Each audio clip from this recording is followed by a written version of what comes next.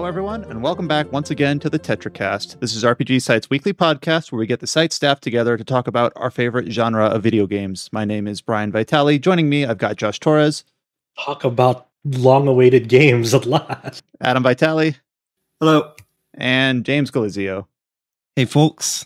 Chow Min Wu might be joining us in a bit. He is tied up at the moment. We'll see, and then we'll introduce him if he shows up. We are halfway through May. We've got some releases to talk about. We've got a lot of news coming up from stuff that has been revealed this week. We've got a lot of new features up on the site, a handful of reviews to talk about. It's kind of in stark contrast to what we had last week, which was very much a gap filler week, and some games that we can finally talk about, some things to look forward to, some new dates, some new sales numbers. It's been quite a surprisingly busy week. That was kind of a little bit unexpected. We didn't know how much these May doldrums would persist.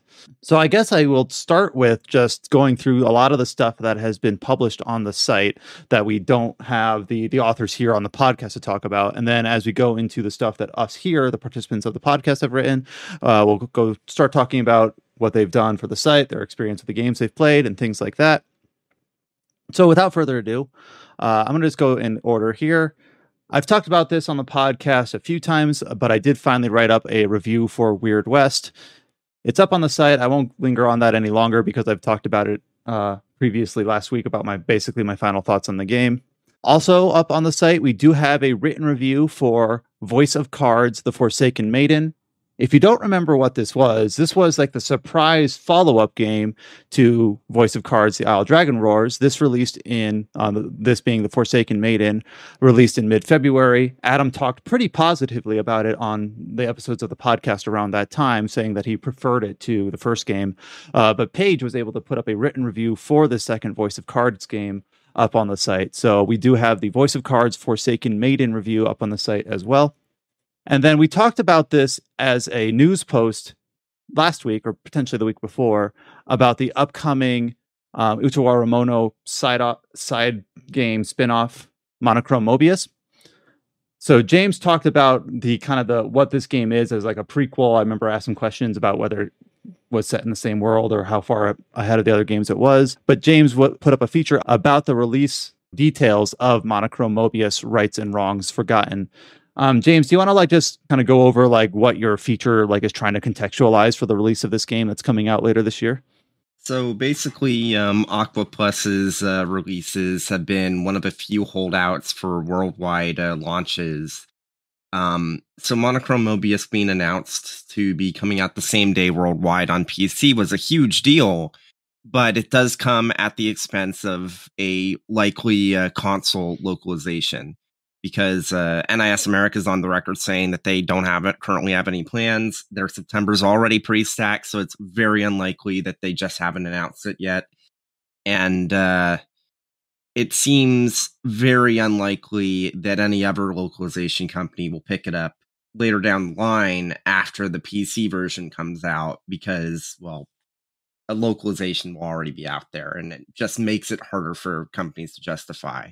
So it's a bit of an unfortunate reality where it seems like anyone that played the series on console, even though there's a console version of Monochrome Mobius in Japan, even though it's coming out in Japan on the same day as PC, it seems very unlikely that Western players will ever have the chance to play that version, which is a very big shame because it wasn't until years down the line that Utawara Mono got ported back to PC.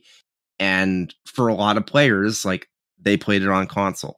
So it's great that Monochrome Mobius is a worldwide release, but it is a huge shame that it's PC only. And it seems like it'll probably stay that way. Yeah, it's just unfortunate because it's always really cool to see that more and more often we've got these day-and-date releases, or even stuff like Super Robot Wars that had an official English PC release and people didn't have to go for the Southeast Asian English version, but just kind of the release constraints about people who have played this game on other consoles and want to, have gotten on board with the series and they want to play Monochrome Mobius. Well, they've only really got the one option available to them in English officially. Yeah, it's definitely with SRW example, at least people had the option to at least import the physical versions of the PS4 and Switch release from the Southeast Asian version, and then they'd have English on them, so they didn't have to settle. If they wanted a physical version for console, there was still an option available for them to physically import those versions, or digitally import. And now it's just the Monochrome Mobius is Not even that. hard blocked. Yeah, it's there's hard like a blocked. slim chance that there will be English on the Japanese version, but that doesn't seem very likely. It's just like the last possible chance for folks to. I wonder if they actually like released any details about the physical release of that game in Japan. That like if they actually said any supported languages. Yeah, no. I checked the official site, and while they list the supported languages on the PC version, which is also the English site, funnily enough, they don't list anything on the Japanese side, even though it's basically the same site. It's just slightly changed up. With That's weird. Yeah. So James does have that feature up on that site. If you're not sure like what Monochrome Mobius is or what the details about the context of its release are, James does a pretty good job of kind of detailing that up on the it's one of the cover pages right now at rpgsite.net. You can click on that and give it a read if you're interested. The next review is one that, compared to all the other things in May, was one that was a little bit more anticipated, and that is for Eiyuden Chronicle Rising. Now, Adam had an interesting kind of task when reviewing this game, because this is kind of a game that not even a year ago, I think it was almost like a freebie, like in terms of the context of its release, because it came off the back of the Eiyuden Chronicle 100 Heroes Kickstarter. And I guess I'll let Adam speak to his experience with the game, how it lies with the kickstarted game that we're expecting next year. I know he had to spend a good chunk of time in his review kind of contextualizing what this is, how it has to affect the way he like critically analyzes it, and kind of what we take from this going forward, and whether, just to answer the question, should you play this or not, also requires a little bit of context. So Adam, I know you put this review together for us and you have it up on the site. I know that Josh has had the opportunity to play this as well, but I'll start with you. Just go ahead and tell us about your time with Eiyuden Chronicle Rising. So let me first start out just by explaining what this is, because if you're not if this isn't something you've been like keeping tabs on like actively, you might be confused, like, what is Eiyuden Chronicle Rising? So a few years ago, I think it was 2020, the creator of the Suikoden series, Yoshitaka Murayama, he basically had a Kickstarter campaign for a revival, like a spiritual successor for Suikoden. So not Suikoden by name, but Suikoden by any other metric. Like obviously very similar sort of philosophy, sort of similar concept to what type of game Suikoden was. So Suikoden hasn't had a game in over 10 years. So this is the type of thing that, veteran fans of the series were interested in, very excited about, and it became a very successful Kickstarter campaign. However, after the campaign finished, the studio is Rabbit and Bear Studio, and the publisher is 505 Games. They announced another game. And this is Eiyuden Chronicle Rising. It kind of came out of nowhere. That's why I kind of described it as like a freebie. It was like, oh, I guess we're getting this too. Right. So that game is the game we're talking about here. So this is not, Eiyuden Chronicle Rising is not technically the Kickstarted game. You can call it a companion game, or maybe like a teaser, a prequel of some sort, and it's a spin-off, and that's the game that released last week. Now, that game is a side-scroller RPG, and it's developed by Natsume Atari. So it's a different developer, same universe. It's meant to be a sort of like prequel companion game. Yeah, for people like to make the comparison, it's like the Bloodstained Circle of the Moon project to the full Bloodstained Ritual of the Night Kickstarter. It's basically like, since the Kickstarter did very well, they wanted to incentivize, hey, let's build up more excitement for this series or this project that we're doing, and they have they released a small, smaller game, separate game to that bigger project. Yeah, unfortunately, with the Bloodstained example, the spin-off game was in that NAS style, whereas the main game, Ritual of the Night, was not. So it was very obvious at a glance, oh, these are different games. Whereas here, the style is similar, at least at a glance, in just a still shot. You may not tell the difference unless you're, paying attention. So I did see quite a bit of confusion from people when the reviews came out and then the game released, like, wait, this game is out already? Like, no, not really. So unfortunately, it has a similar art style look to it at a glance. So anyways, Eiyuden Chronicle Rising. So it features different characters than 100 Heroes. 100 Heroes, a lot of the characters have already been introduced, like the main characters. To be honest, I don't remember their names, but the Kickstarter has basically gone through all of them. So this game, it's not like you were featuring different characters in the same world as an introduction to this world. So it's a side-scroller RPG. The main character is CJ. And the premise of the game is that she is basically on her sort of family's quest, like a rite of passage, that she needs to find the largest treasure she can to bring it back to her family. And that is basically her rite of passage into adulthood. She's from it's implied like a nomadic tribe of scavengers, and that's just kind of what they do. And she stumbles across this, I called it a dilapidated town of New Nevea. And this town was abandoned a while ago, but premise of the game, a ruins has appeared, has been found nearby. And a lot of people are coming to this area to explore the ruins, to find history or wealth or whatnot. And so this town is basically building itself back up again as kind of travelers are coming back. And so that actually leads to a big chunk of what the game actually is that you're in this sort of building up, burgeoning town. And there's a lot of people there who need supplies to build the town or to solve problems or whatnot. And then CJ kind of becomes like an errand girl, where they're like, I need you to find these materials so I can build my inn or I can upgrade my shop or whatnot.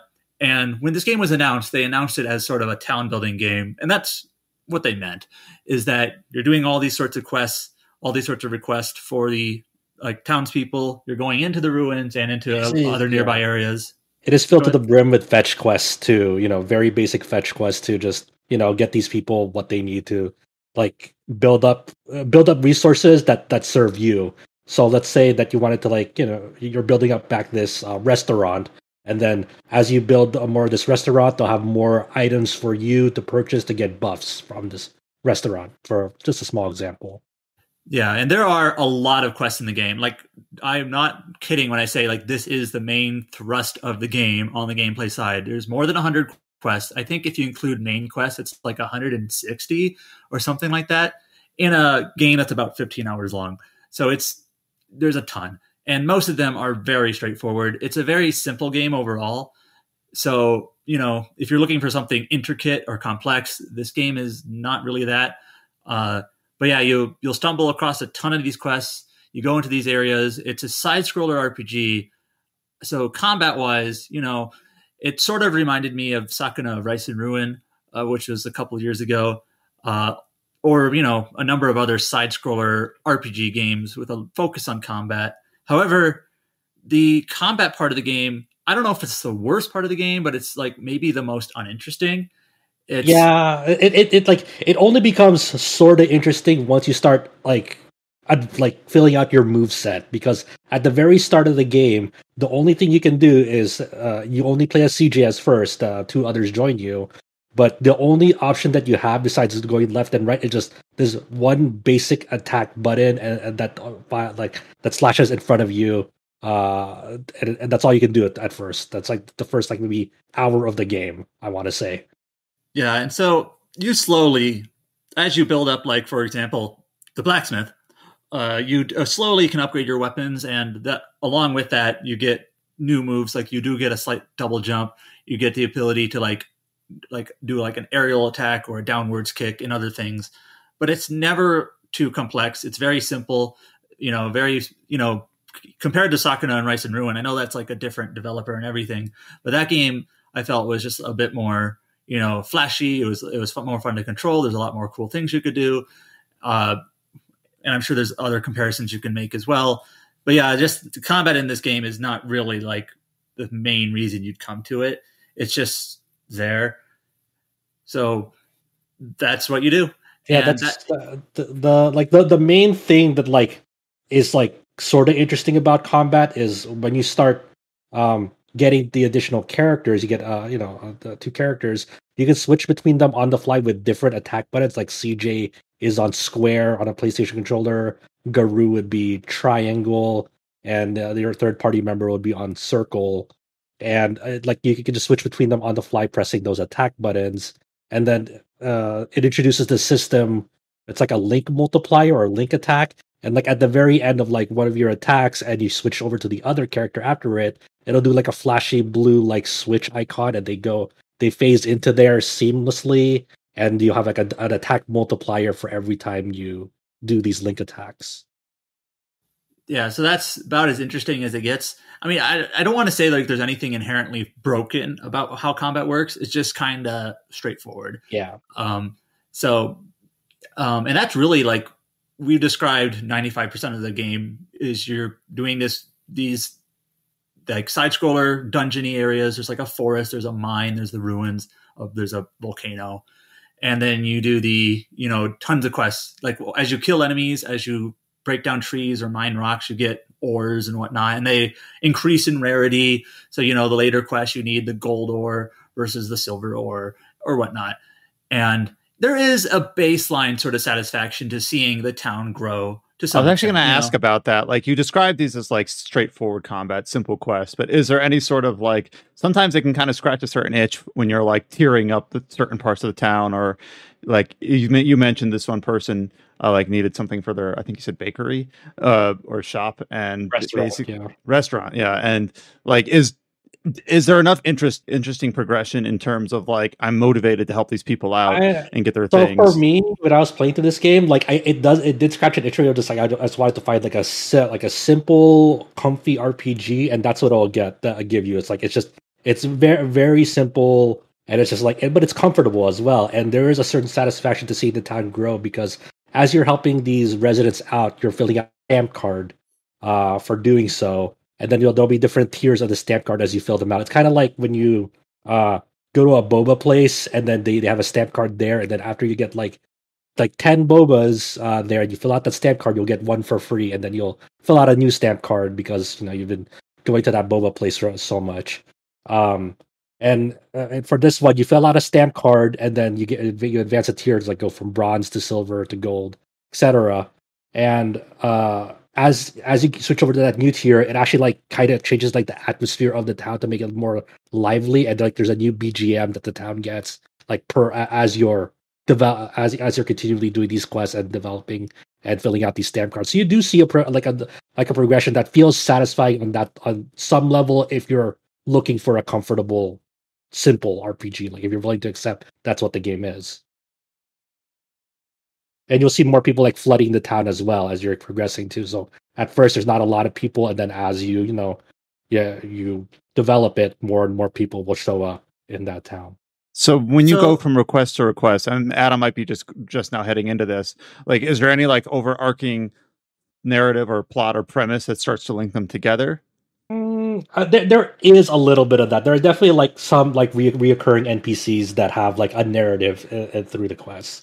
It's not all of them. It's not like super meaningful for the most part, but there are definitely like it's like, oh, this quest has this character. Like they're asking me for something again. What's going on with them? And there's relations between these NPCs sometimes. Like you might be rescuing someone's daughter, and then like that, and then later on that daughter might need your help to like get something for her mother. I kind of like the idea of a kind of a more down to earth, almost slice of life-ish story like that, at least in terms of the townspeople. Okay, so one kind of selling point to this game is that it introduces a handful of characters that will appear in 100 Heroes.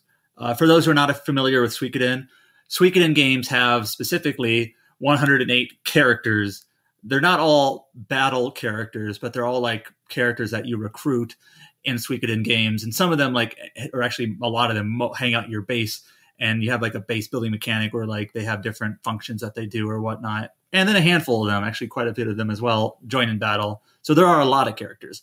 So one selling point to Rising is that they're going to introduce, I think it's like 10 of them that you'll see again in the next game. They're not going to be the main characters, but they'll be part of the 100.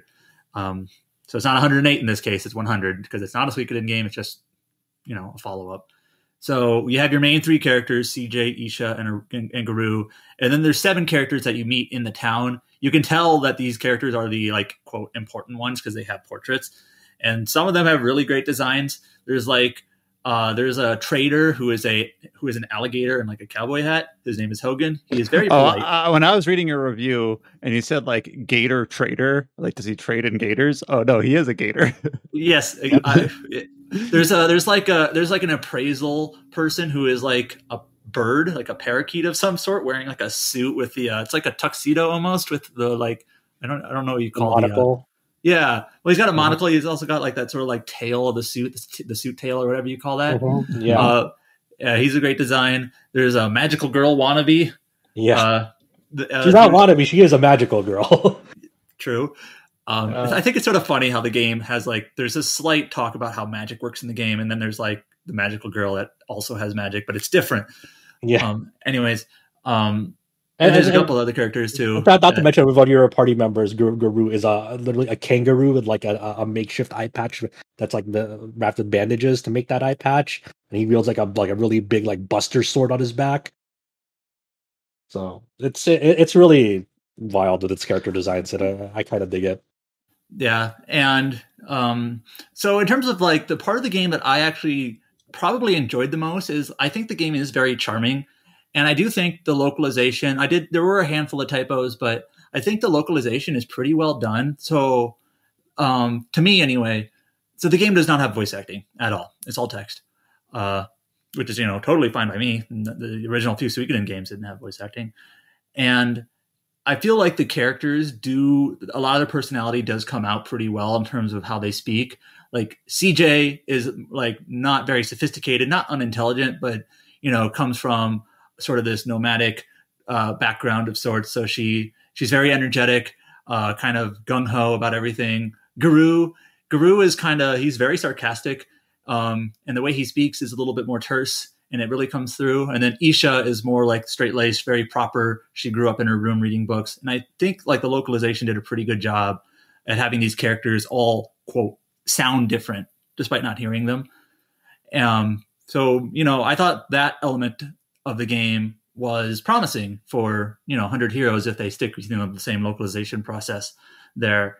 And it's got a lot of charm with the game. It does admittedly take a while to get going. You spend about the first half of the game kind of doing the fetch quests, so there's like not really much of a story other than let's build the town.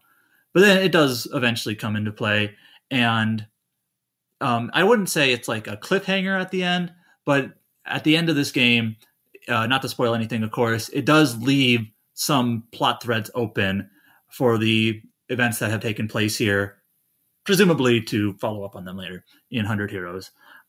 Again, not really like a cliffhanger, but it's not like a closed loop. So I think in that regard, it's fortunate. The way I put it is that it's kind of unfortunate that the gameplay elements of this game are probably its weakest points, because, it's not as fun to play as it could have been.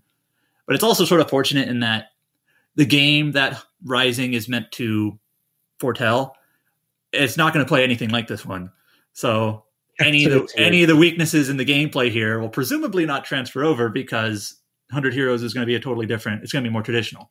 So in that sense, I hope, the charm that I felt from this game, and maybe some of the quality and like the writing and the localization, that'll come through hopefully in the follow-up.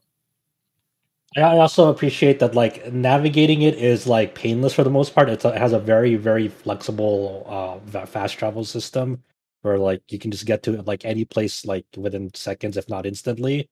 And it's good at like marking things that like hey, you have to go retrieve this unique item at this place for this quest, and like it'll show you on the map where that item is if you've already uncovered it on the map.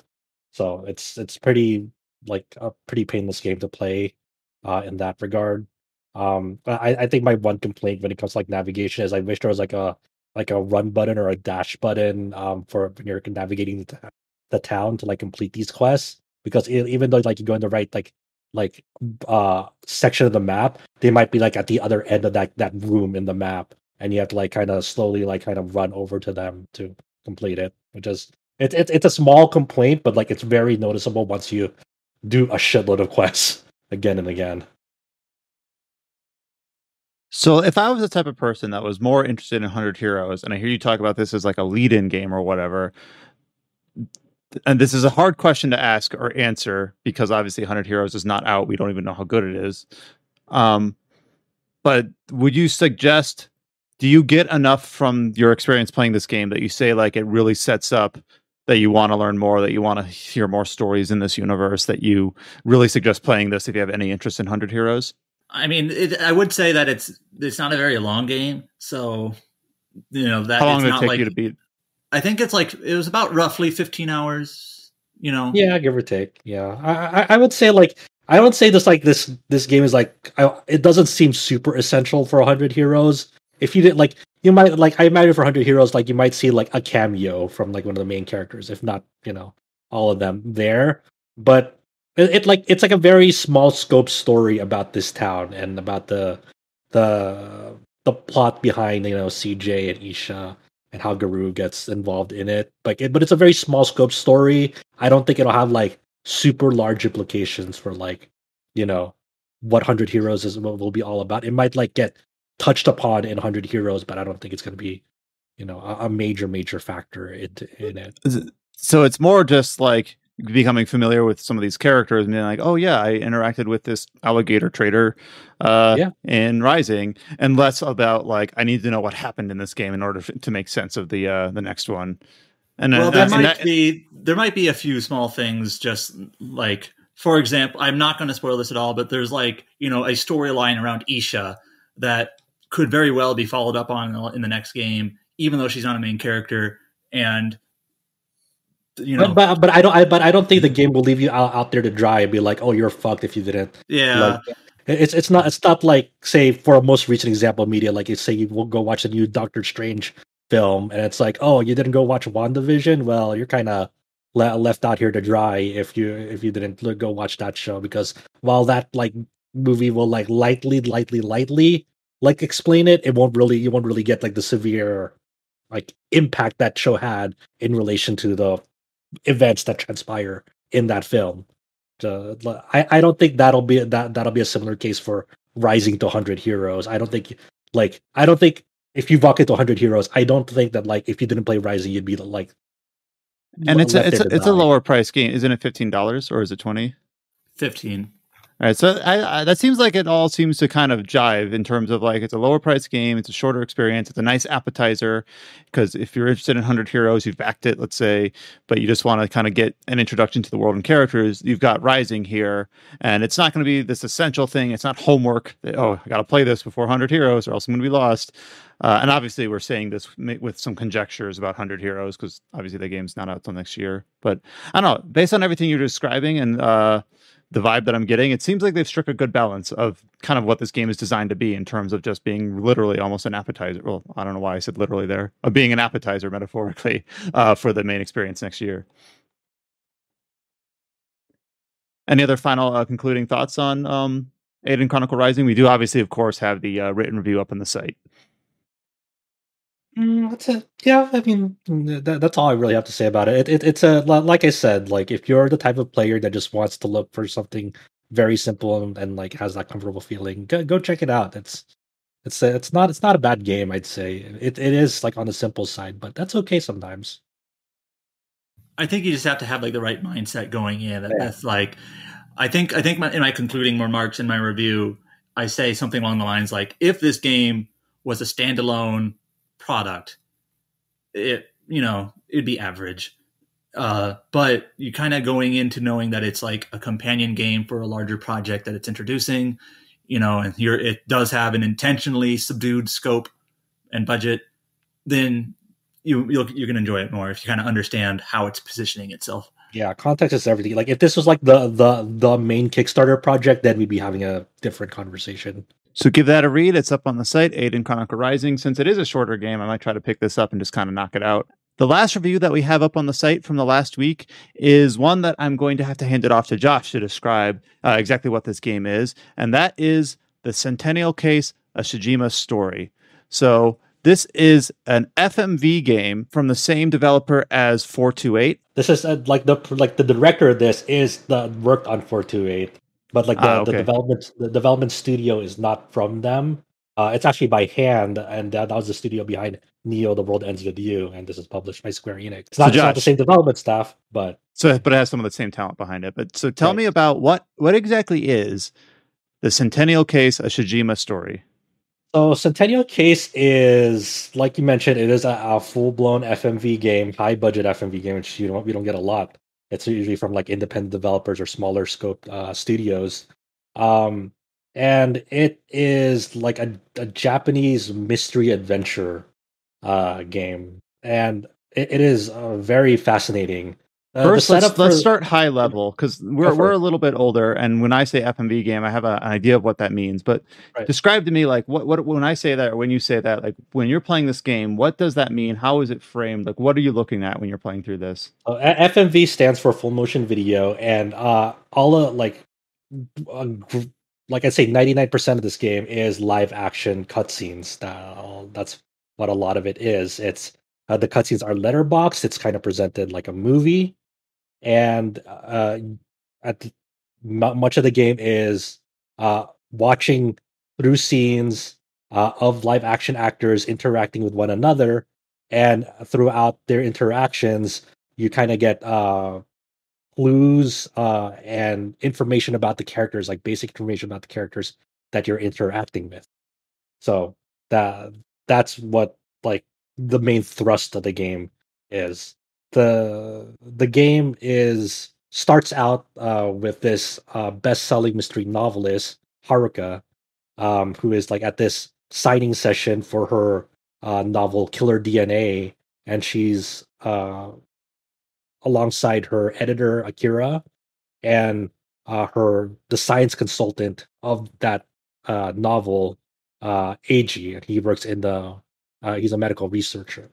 And the Eiji comes from the Shijima family, and obviously, being part of the title, they have a very, very significant role in the game. After the signing session, Eiji goes up to Akira and Haruka, and he's like, "Can you do me a favor? Can you? My family, the Shijimas, are having this succession ceremony that happens once in a century, and I want you to be there." Because we trust them, that they have a working relationship, and because he wants them to investigate two primary things about it. The Shijimas supposedly are like the safekeepers of this fruit of eternal youth, and supposedly, if this fruit exists, if you eat it, it'll make you ageless. You no longer age. You're effectively immortal. And two, the location of the succession ceremony for the Shijimas is under this big cherry blossom tree at their backyard, and obviously it's a big backyard. It's like a forest. And underneath this cherry blossom tree are their skeletal remains. Underneath it, no one knows who it belongs to. They just know that it's there, and that those skeletal remains are sort of a reminder that the Shijimas are kind of a cursed family, because they've been suffering a death in the family almost every decade for like the past 50 years, but also has been suffering deaths even beyond that, up to 100 years back. So there's the main setup for the mystery of like, I just want to make sure I have this. Haruko is the novelist, Eiji is this introductory member of the Shijima family, and who is Akira? Akira is Haruka's editor. Gotcha. Yeah. So they visit they visit their estate, the Shijima estate, and you get the introductions with Eiji's family. You have his mom, the Shijima family maid, his dad, his two brothers, their gardener, and the really fascinating thing about the Centennial Case is that the story isn't just about the Shijimas in the present day. You actually get transported. No, you don't get transported, but as Haruka is investigating the family's history, she comes upon like old manuscripts that tell stories of the Shijima family back then. Like there were Shijima family members, their ancestors wrote down manuscripts on like events that significant events that transpired in this family. So like the very first chapter of the game, no spoilers obviously, is Haruka reads a manuscript from 100 years back during the Taisho era of a private auction that happened where Yoshino Shijima, one of the ancestors of the Shijima family, participated in. And in this private auction, that fruit of eternal youth was there.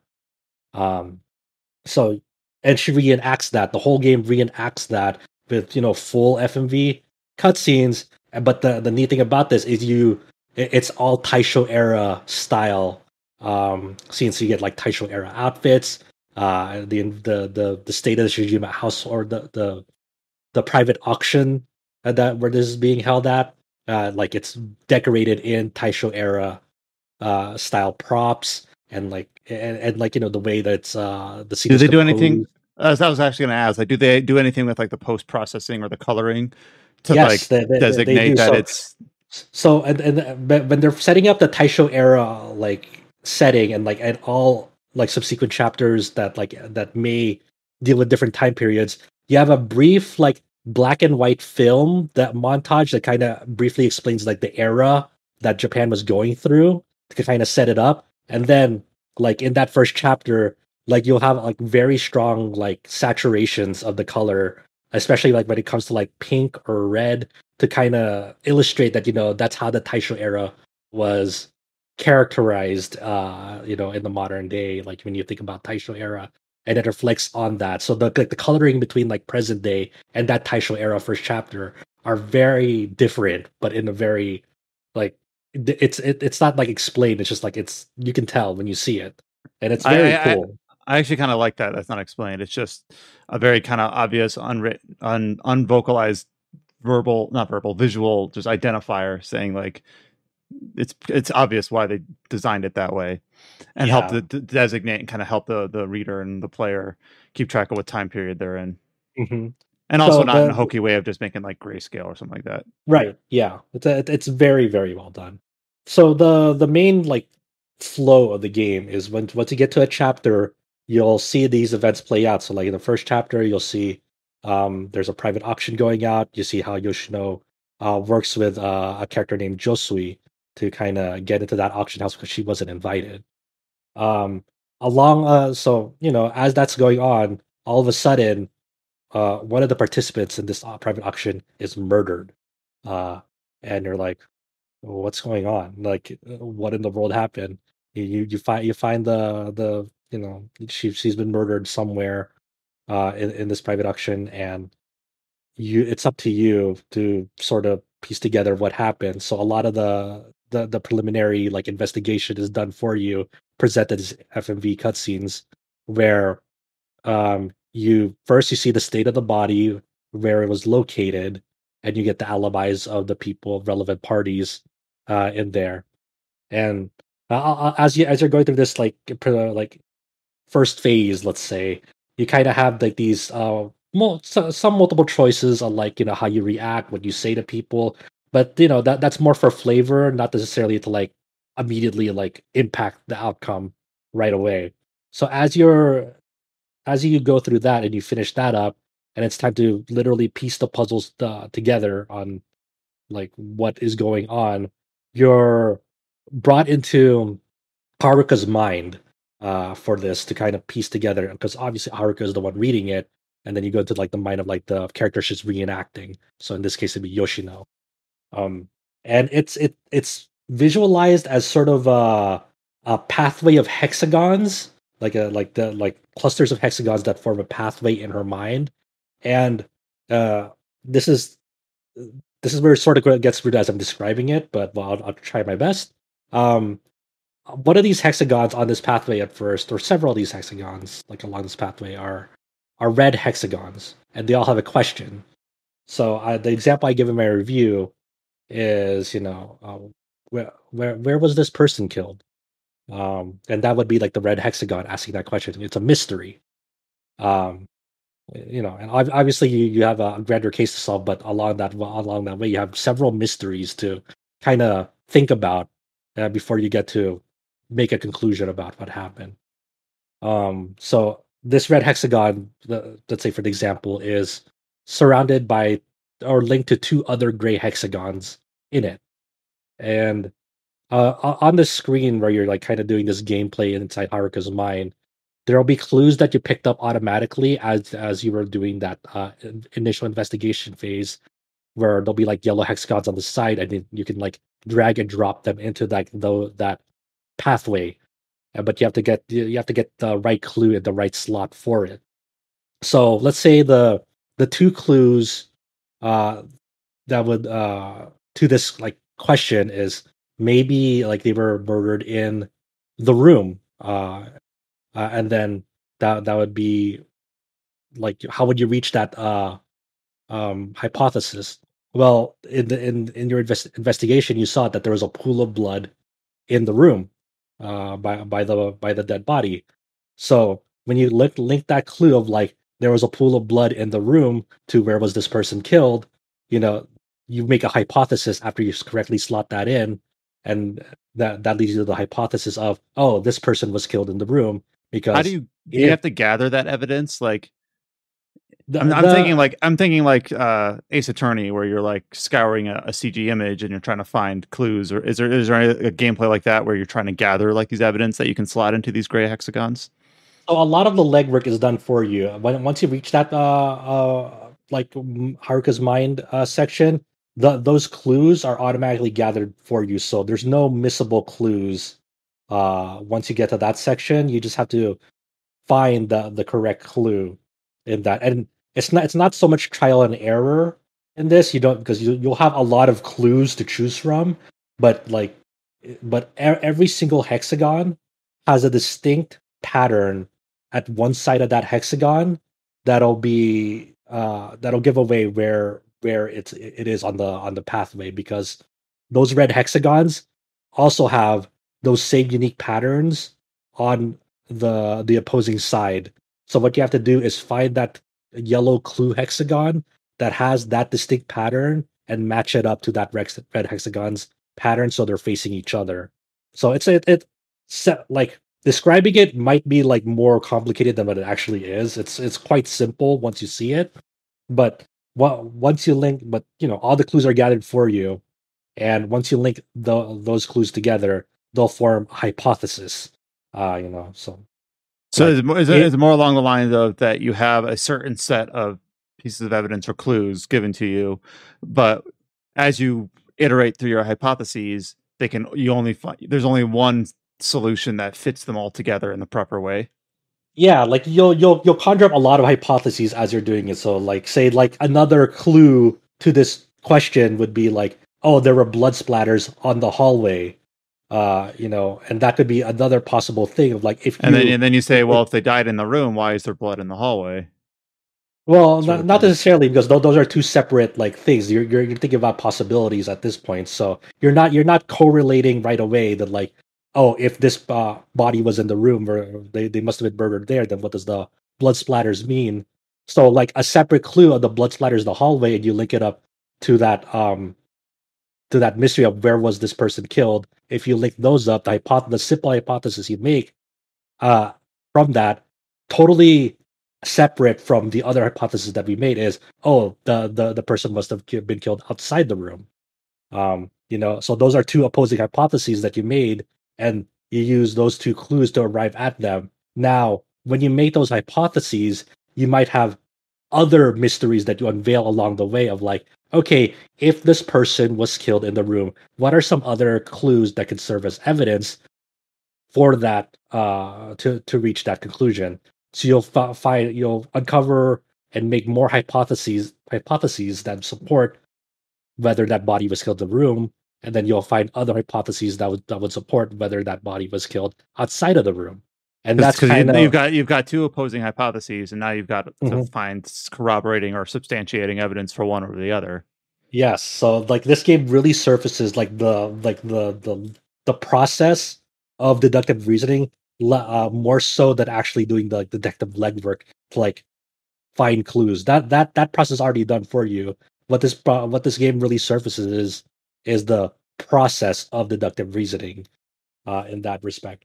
And while I love almost everything about the game, what I just described to you is the weakest part of it and the thing that really like kills this game for me. But like because like this whole process it can get pretty lengthy, up to like 50 to 20 minutes, maybe even more in later chapters as you're like get more and more elaborate murder mysteries.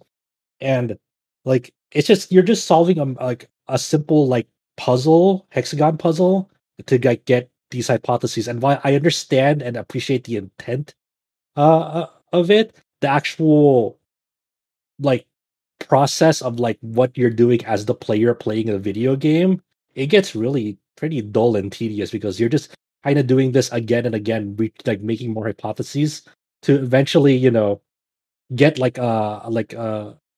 end point of like, okay, find the truth now that you found these hypotheses. Um, and after that, once you start solving the case from there on, all the hypotheses that you made serve as like multiple choice selections um for when it's time to unravel the case to everyone. You identify who the killer is, you identify how they did it. Sometimes you'll identify why they killed it, but not necessarily. It depends on the context of the murder mystery, but you definitely get it, the who done it and where done it and how they did it. So and Is that like the concluding part of each chapter? It pretty much is. There is a certain like late game chapter that really switches things up that I wish more elements of that chapter that it introduced was more prevalent, or some of those elements are more prevalent in those earlier chapters. Like it really switched things up, and it was like a really big surprise. And I was like, man, this game could have been really fucking cool, a lot more cooler than it already is if you just took more of those elements from that later game chapter. So I really really adore it, but I understand that it's a very incredibly niche genre, and it takes a very certain acquired taste to like appreciate this kind of like game, because it's like it's one of those games that say I would recommend playing this, but I would have like a list like prerequisites, like you kind of get to know what you're getting yourself into when you're going into these types of games, because you'll be like, why don't I just watch a movie then if I'm just playing this type of game? It's like it's not like I understand that mindset, but it's not really putting you in the shoes of a detective, and more so the spectator if you're doing that. Um, and I, it's great. It's fantastic. The soundtrack for Centennial Case has a really big shot of being like my favorite OST this year. I don't know yet. Depends on what other stuff comes out, especially Xenoblade. But it has a really really strong soundtrack. How long did it take you to finish? About 16 hours, give or take. There's no in-game timer, so I had to like kind of go through recorded footage. It's kind of make an educated guess about how long it took, but it's around that time frame. And also, just a final thing that like really caught me off guard was after the credits rolled. There's a post-credits epilogue that's pretty lengthy, and the what happens in it and the things that you learn, I would say, is it's it's kind of like Metal Gear Solid 4 in that respect. But I won't say anything more aside from that. It's crazy. It's crazy. So if I haven't played Metal Gear Solid 4, I just have to go with trust me, it's crazy. I mean, you're just gonna have to like you just have to witness for yourself. Like if you play it and you get to that epilogue and you're like, okay, that's time to see what's going on. Like you don't even know it's an epilogue until like I won't say how you access it, but you won't even know it's the epilogue until like you're in it already. But it's so cool. This game quite possibly could have been like maybe top 3 games of the year for me. If it wasn't for its gameplay sections, which is a real bummer. Like everything about this game is really, really good, especially in the FMV game space. It is like it's amazing, but there's just a few elements about it that just make it a bit of a chore to play, and it breaks my heart. So Josh, of course, has his written review very in depth on the Centennial Case, the Shijima Story, about how the gameplay is and his thoughts on the story and things like that, with no spoilers, right? Yeah, no, there's just no spoilers. So go ahead and give that a read. And that covers the slate of reviews that have been up on the site in the last week. So I think that's 4 of them plus James's feature. So plenty to look at if you're interested in any of those games that we talked about. Of course, I talked about how I finished my Weird West review. And then because I had a gap, I do want to get to Eiyuden Chronicles Rising. But we had some news this week. We had a Capcom digital event about the upcoming Monster Hunter Rise Sunbreak. And we'll talk about the news that came out of that event just very shortly. But as a kind of a preparation for that, I decided to finally put some actual time into Monster Hunter Rise. I didn't play it outside of a demo when it originally came to Switch. When it came to PC, I didn't really have time for it. I told myself I'd get back to it later. Well, now I find all right, I got a month or so until Sunbreak comes out. I want to take some time to play through Monster Hunter Rise. So that's basically been my last week. And then I know that James has also been playing it because he did play the Switch version, but since Sunbreak is having the concurrent release for Switch and PC without being crossplay, I know James wanted to kind of get his PC file in a good place for the Sunbreak expansion. So in case you haven't listened to the podcast previously, my history with Monster Hunter is that I put a ton of time into World, and that's it. So I am not really a veteran. Most of my impressions from Monster Hunter Rise are basically going to be comparing it to World. One of the things that I made a decision on early on was when I was playing Monster Hunter World, I used a longsword. Now I'm trying to use a switch axe. So that basically makes it play almost like a completely different game already. I've never really been one to be very good at changing it up in the middle of a game. So I figured, hey, new game, I'll try a new weapon type. Obviously, I've enjoyed the kind of the Japanese yokai inspired setting and story. The story is obviously not that important, but seeing all these new monsters, and I'm kind of going through, since James has played a ton more Monster Hunter than I am, and it also kind of interestingly looping in Adam a bit because he's had the experience playing Monster Hunter Stories, and is Alumutron a new character? Is Magnamalo a new monster? All the ones that are new to this game because they're yokai inspired. Ibushi and some of the dragons and the serpent dragons, I believe, are new. And all this stuff is stuff that's been true from the base game, but it's just been kind of fun to experience it because most of Monster Hunter World's monsters are overly represented by wyverns and dragons. So it's been fun to fight bears and birds and lizards and things like that to a higher extent here. But I did not realize that I was going to miss the clutch claw so much. I really don't know if I like the wire bugs quite as much, and not having the slinger to have the projectile options for stunning monsters and things like that. It's not just me. Oh, thank God. I'm gonna say something bad. I don't like the clutch claw. I'm glad it was gone. I'm gone from Rise, but I mean, the wire bug has been growing. Me too. I mean, it's okay, but I hated the clutch claw by the end of Iceborne. I prefer it to the way that mounting monsters works in Rise, because the fact that if you want to be optimal, you have to steer and ram a monster into a wall 3 times. It's that's just I don't like the force mounting in Rise, and we'll get to that in the Sunbreak news, but I'm glad that's getting phased out on the force mounting. What I hated about the clutch claw by the end of Iceborne was the tenderize mechanic, and how you were forced to clutch claw to actually deal damage to a monster because you had to expose their parts, and it took forever. It made hunts way longer than they needed to be. Iceborne, in my opinion. Then there was a lot of weird design mechanics around that, where it's well, you only need so much affinity or whatever as long as you hit a weak point that's been tenderized and things like that. But I think the mounting mechanic more in World, because in World it was kind of this hidden meter where, and maybe people who have studied this more thoroughly can state it more accurately, but it was every time you hit a monster while airborne, you would kind of chip away at this hidden meter where eventually you would just unknowingly mount them. So it kind of, certain weapons were better at mounting than others. The insect glaive users, it seemed like one of their primary goals was try to mount the monster. Where here it feels like the silk bind mechanic, it just feels like the weapon type doesn't matter nearly as much, and trying to hit monsters while airborne doesn't really matter nearly as much. Just eventually you'll get the option to press B or swing at the monster once, and then you'll immediately mount them. And I don't know, it's just a lot less interesting.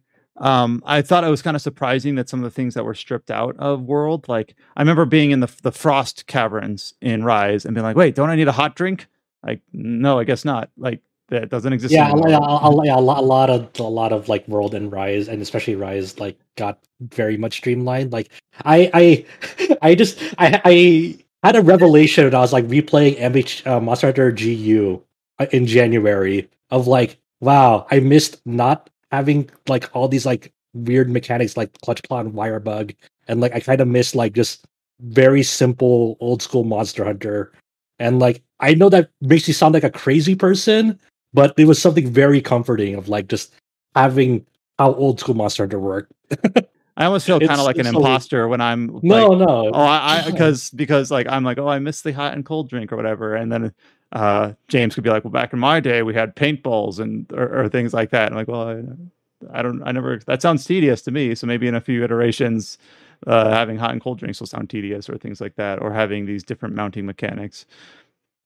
Also, I am surprised. I don't know if it worked like this in other games, but I really still like most things about the gearing system, about the decoration system, are pretty much in line with what they were in World, with maybe some slight tweaks. The pedal laces, I think, are a bit weird. It feels just like free stats. But one thing that I thought that it seems so obtuse, almost feels like it was designed by a different company, is this talisman thing. The fact that it's just like a lottery, where it's like you can put in, so the talisman is just a piece of gear that you wear on your neck, and you go to the shop owner and you basically say like, I will give you basically monster parts of a certain point value, and I will kind of and there's a few different versions, but I will one of the versions that you specify that a skill that you want, and you give them enough points, and they're like, all right, do a quest or two and come back and you'll get a random talisman back. It might be the skill you want, it might not be, and it's literally just like rolling through RNG dice rolls to try to get what you want. And not only that, but I was trying to figure out some of the math behind this. One last thing, but this is kind of what made me roll my eyes. Like, apparently there's like Google Sheets where some of your like chances of getting certain things is like decided upon your account creation. Like things that people are trying to like back calculate the math behind the decision making of the dice rolls. And I'm just like, wow, like any other piece of gear, I can just get the parts I need and craft my legs or boots. But with talismans, it's just like, good luck. Well, yeah, because it's supposed to be like extra min-maxing, and that's why decorations are more important. It's like the talismans, or as they were called in previous games, charms, are basically just for an additional like one or two skills. And it's really just meant to be the end game appeal is trying to get those. It could have been worse. I don't think Rise is talisman tables or charm tables are locked upon account creation. I don't think so, because they made that mistake with Monster Hunter 3 Ultimate, and oh boy, there was so good.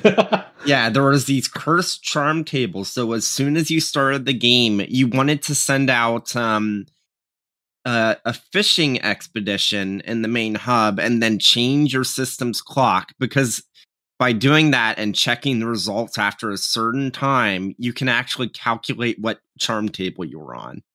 Do you want to go back to that, Brian? It kind of reminds me of old Pokemon IV determination, where you'd have to like record what your Pokemon's starting stats were, figure out what their nature was, level them up a couple times or something like that, and then figure out where their stats are, and you like you put in these numbers in a calculator, and like these are your Pokemon's IVs. And then you learn only after doing that exercise whether your Pokemon was good or not. That's kind of what it sounds like. Is your account good, in a good place, or do you want to restart? But yeah, you are right, James, that it is like. So what I wanted is I wanted to get a talisman that had, I believe, like a critical boost attribute on it, and a two a 2-star gem slot or whatever you call it. But I eventually got a talisman that had a water boost on it. I don't use water weapons. I don't need that at all.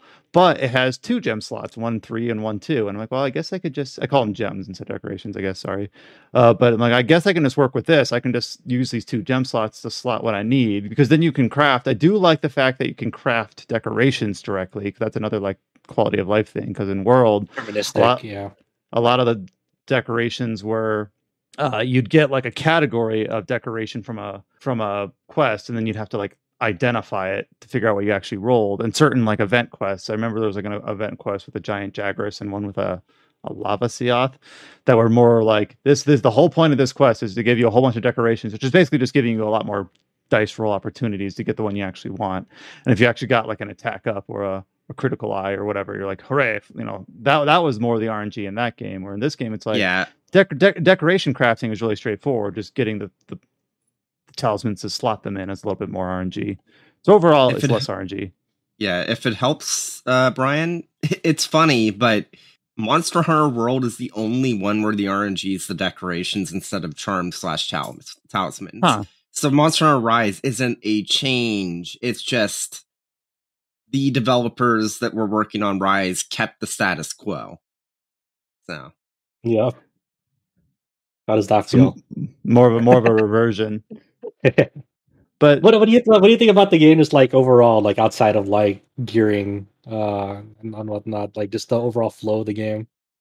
I mean, I ended up becoming almost like a no-lifer in Monster Hunter World. I kept the date on all of the event quests. I didn't 100% the crowns. That's where I kind of like that's where I drew the line, but pretty much everything else in that game I did.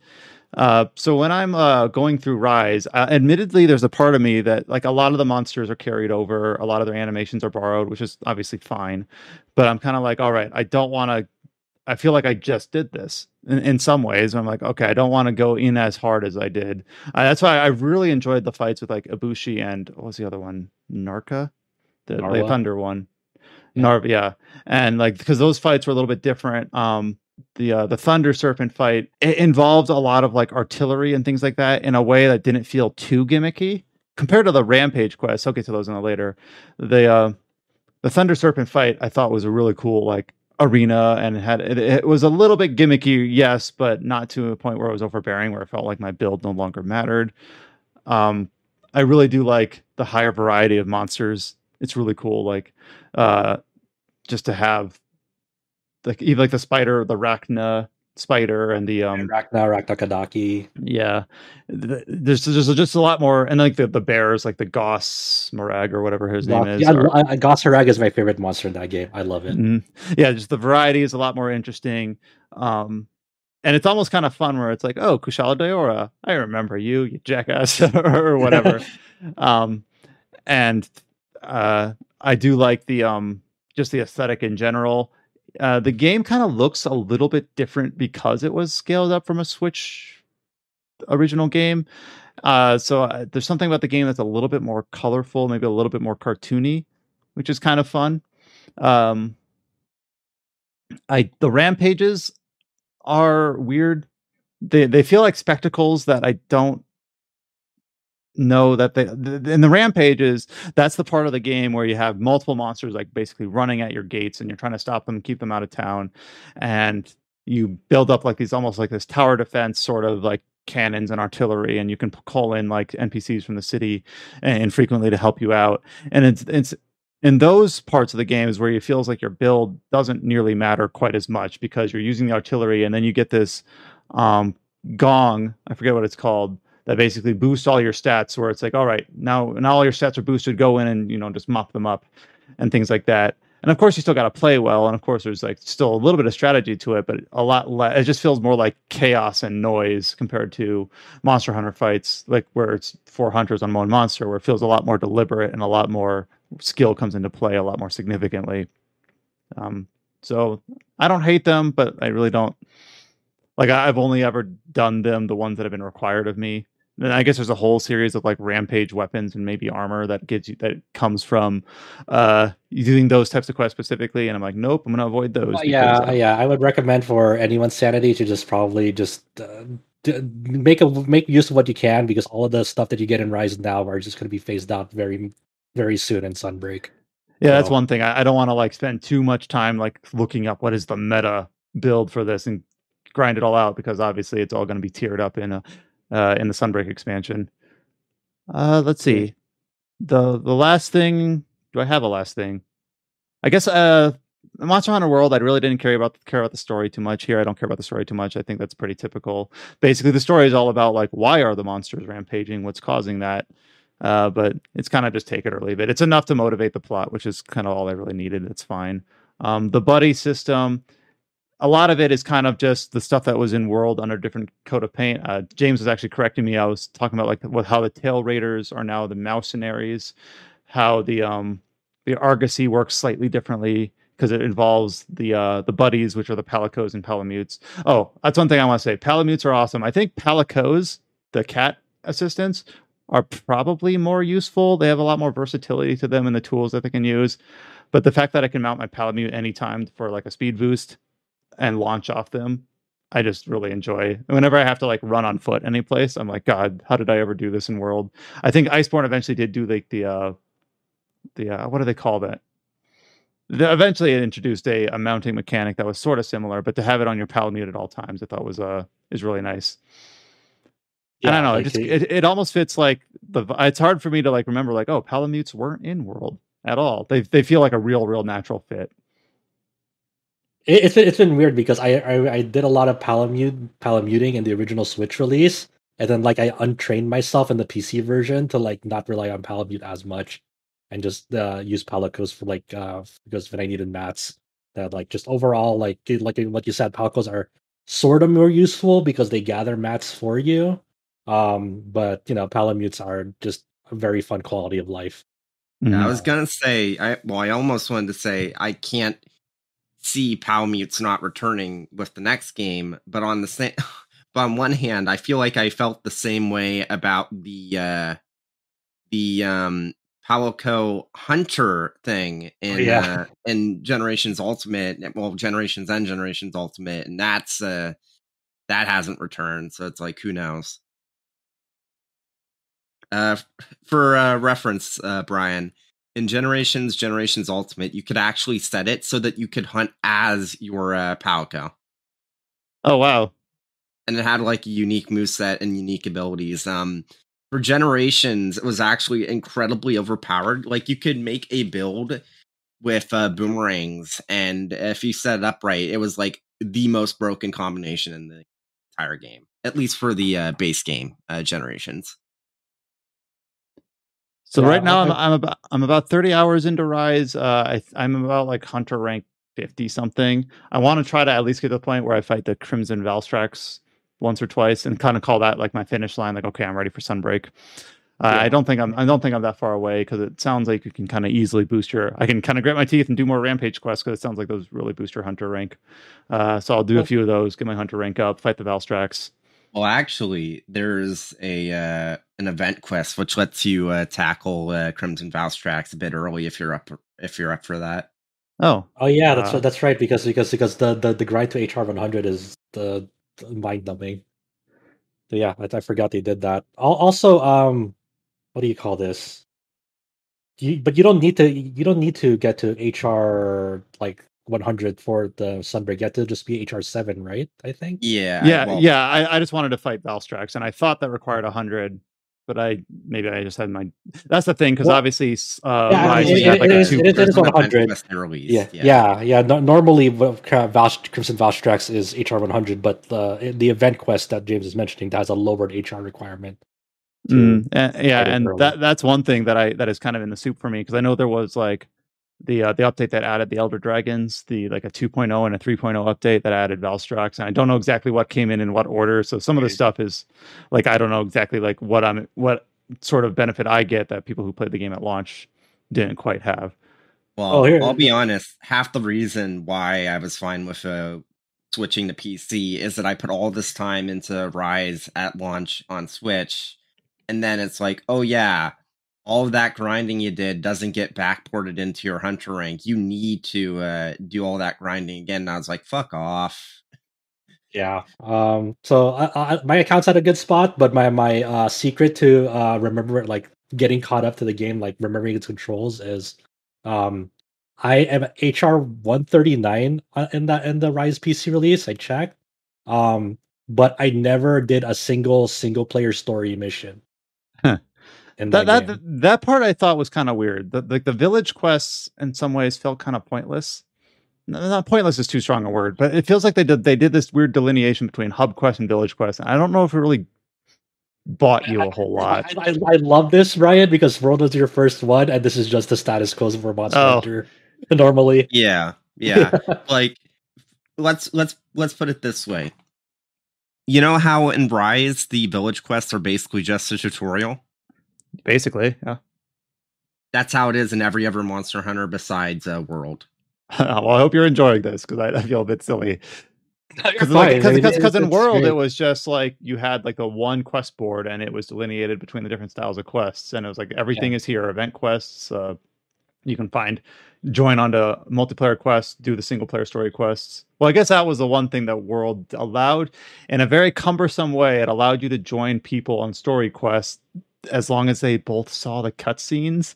That was one thing I remember thinking for Iceborne that they just needed to address, even though I guess I didn't know how it worked in previous games.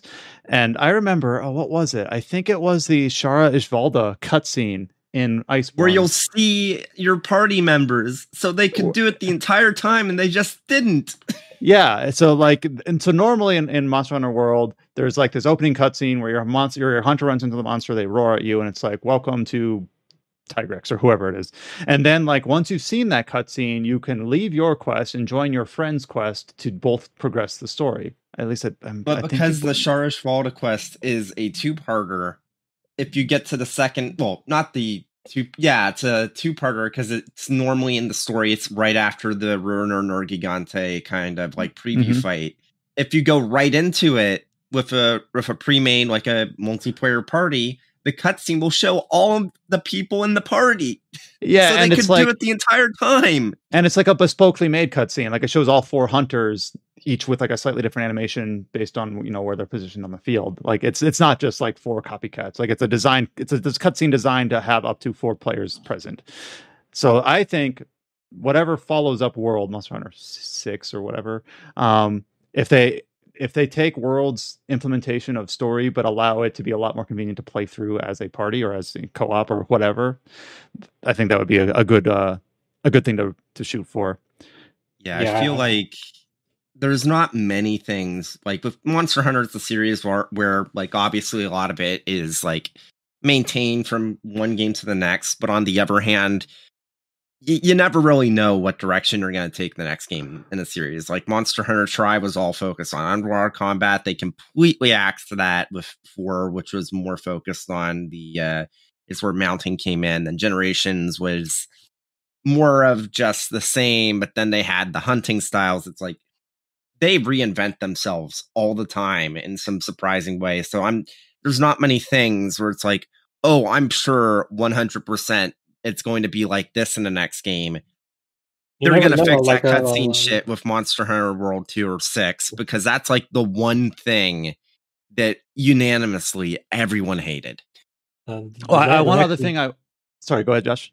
I said the next mainline monster is gonna be like on another planet, and it's like gonna like deal with like shifting gravities on like a foreign planet, and it's like, there's the next monster hunter. It's like, all right. One thing I also do like, this will be my last main comment about Rise before going into the Sunbreak news from the week, is the way that the hub quests work. And maybe, again, this is how it normally works, but I really do like that I can just say, I want to do this quest, I want to do it online, and if other people see this, they can join, rather than having to do like the flare launching or having to look for like other people who have launched flares. I can just start a quest and have other people just join. And yes, it can be frustrating if someone joins and then carts a couple times, but in general, for most cases, I just really like the emergent gameplay and like almost like the emergent storytelling where it's like, oh wow, I got a hunting horn person just joined me and they're awesome at it. They're giving me all these buffs. Or, oh, a sword and shield? I don't see many of those. That's a rarity. Or, oh, it's another longsword dude. There he is. That was me last game or whatever. I don't know. It's okay. So sword and shield players, you got to believe in Sunbreak. It'll get you what you need. You got to believe. Well, give me my oils back. Oh, we'll see. All right, so we'll kind of slot in a news bit here after my discussion about my time with Rise so far, and that is Hold because on, before you get there, we have a surprise guest that has been waiting to speak. Is it really a surprise by now? Well, actually, it's actually Later not a usual. surprise because we actually said Chow's not here. He'll probably join us late. So this is completely expected. It's the antithesis of a surprise. But anyway, Hi, so hello. welcome, Chow. Hello. How are you? Great, I feel great. That's good. Chow, what have you been playing this week? What have I been playing this week? I've been just hacking old school consoles, trying to enjoy old games for a moment. Yeah, because old games are better than new games. That's just That's true. I mean, if they weren't good, I mean, they wouldn't sell like the same game like 50 times. I mean, why do we have like 5 versions of like Final Fantasy 6 or something like that? So true, actually. Anyway, what is this? What is this Sunbreak stuff? They had a new Sunbreak info. Well, I did not watch this as it was. Was this a live stream or was it just a up? Was it just a? It was like a digital video? event. Yeah, it was a video, like a time video. So a premiered video, direct style or whatever. Yeah. So okay. Yeah. Earlier this week, at the time of recording, a few days ago, Capcom had their Monster Hunter Rise Sunbreak digital event. We've already known a few things about Sunbreak, like the Garum Golem and all the other monsters and a few of the different variants that are showing up. But this was a more all-encompassing stream. And I'll be honest, I didn't watch this because at the time this came out, I only had like 2 hours in Rise. So a lot of it I wouldn't have like been able to contextualize. But I do know that Josh watched this. I believe James followed up on it, and Adam, being the diligent man he is, even though he hasn't played Rise, also kind of like followed up on this. So I'll just hand it over to Josh. Like this digital event from a week ago or so, detailing all the good bits about the upcoming Sunbreak. What is your like main takeaway? What was the highlight here? The big one for a lot of old school Monster fans is Seregios is back. Steve is back. I'll be honest, and I'm like, okay, who's that? Hell yeah! Let me Google this. I love Steve. Seregios is like Steve the bird. Yeah, it's like a spiky fanged. I don't know if they call it a wyvern, right? I'm not sure, but yeah. But its main characteristics is you usually find it in a desert environment, and it has like these scales which you can like shed and like throw at players essentially. So like it's shedding its skin and scales and like throwing them at hunters. And there's a lot of attacks, a lot of diving attacks that it does, and it's really annoying for hunters because it frequently inflicts bleed onto players, and the bleed ailment for a lot of Monster Hunter veterans is annoying, is because once you have bleed, you have to stop. You either have to like cure it right away, or if you don't have like the proper thing to cure it, you have to stop. You have to stop moving for a bit and wait for it to heal for a few seconds. Because if you keep on moving as you're bleeding, it'll take up a big chunk of health as you continue to move. Well, actually, so now that I think about it, like the bleed is in World, but I haven't encountered it in Rise yet. Is it just not in Rise right now? I think. Does anyone inflict bleeds, James, in Rise? Yes, Odogron. Oh yeah. Oh, okay, I haven't run into Odogaron yet. Is he in Rise? That's right. Yes. Oh, okay. Because that's who I was thinking of from World. So okay, I haven't run into that person yet. Yeah. Then they have the announced subspecies for Almadron that you mentioned earlier. Yeah, sort of magma. Almadron's cool. I don't know. He's a real neat design. He's like a serpenty mud friend. Yeah, now he's gonna be a serpenty lava friend. And then you have the Aurora Summonkin. So instead of like emitting like sleepy gas, it'll have like ice breath and everything on that. One of the really, really big changes that they also announced in this digital event, aside from the new monsters, is that they announced the Switch skill swap system. That means that you can set up a whole set of like Switch skills and the wire, what was it called, the wire bug attacks, the Silkbind attacks. Yeah. And Why do they you call them switch skills? I don't know why they call them switch skills. Because It's like just I because thought you switch between these skills, like you switch. It's either one or the other, and that's why they're called because switch this skills. is a bit silly, but like I'm playing Switchblade for the first time, and I thought it Mhm. was like unique to that. And like, oh no, these are just the Silkbind attacks. Like, but I guess they're called switch skills because how it works now is that you have to be at a camp or at the village, and you slot like one of 3 or 4. You can unlock a few, I think, through like side quests or things like that. And they're like the two for Switchblade. Like there's one that is basically like a 3-hit attack that you have like super armor for that you don't get knocked back. You'll still take damage, but it's useful if you just want to like charge an enemy, have plenty of health. But then there's some that use like the element of your weapon.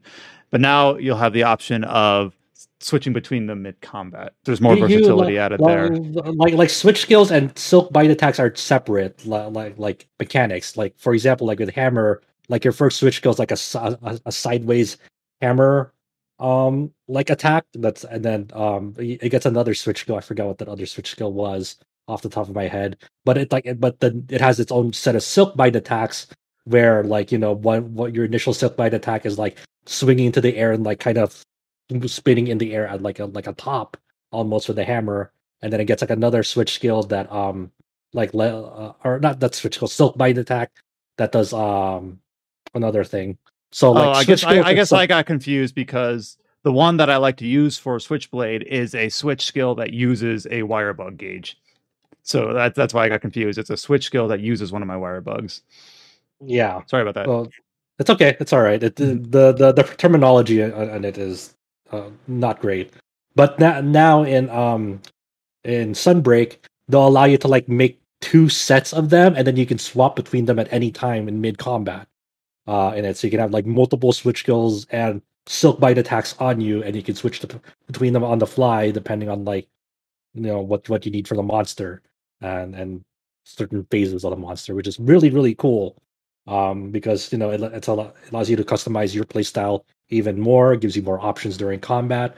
You're not just locked into like what you decided to go with, and so forth. And then you have like an evasive maneuver that you can do during this swap as well.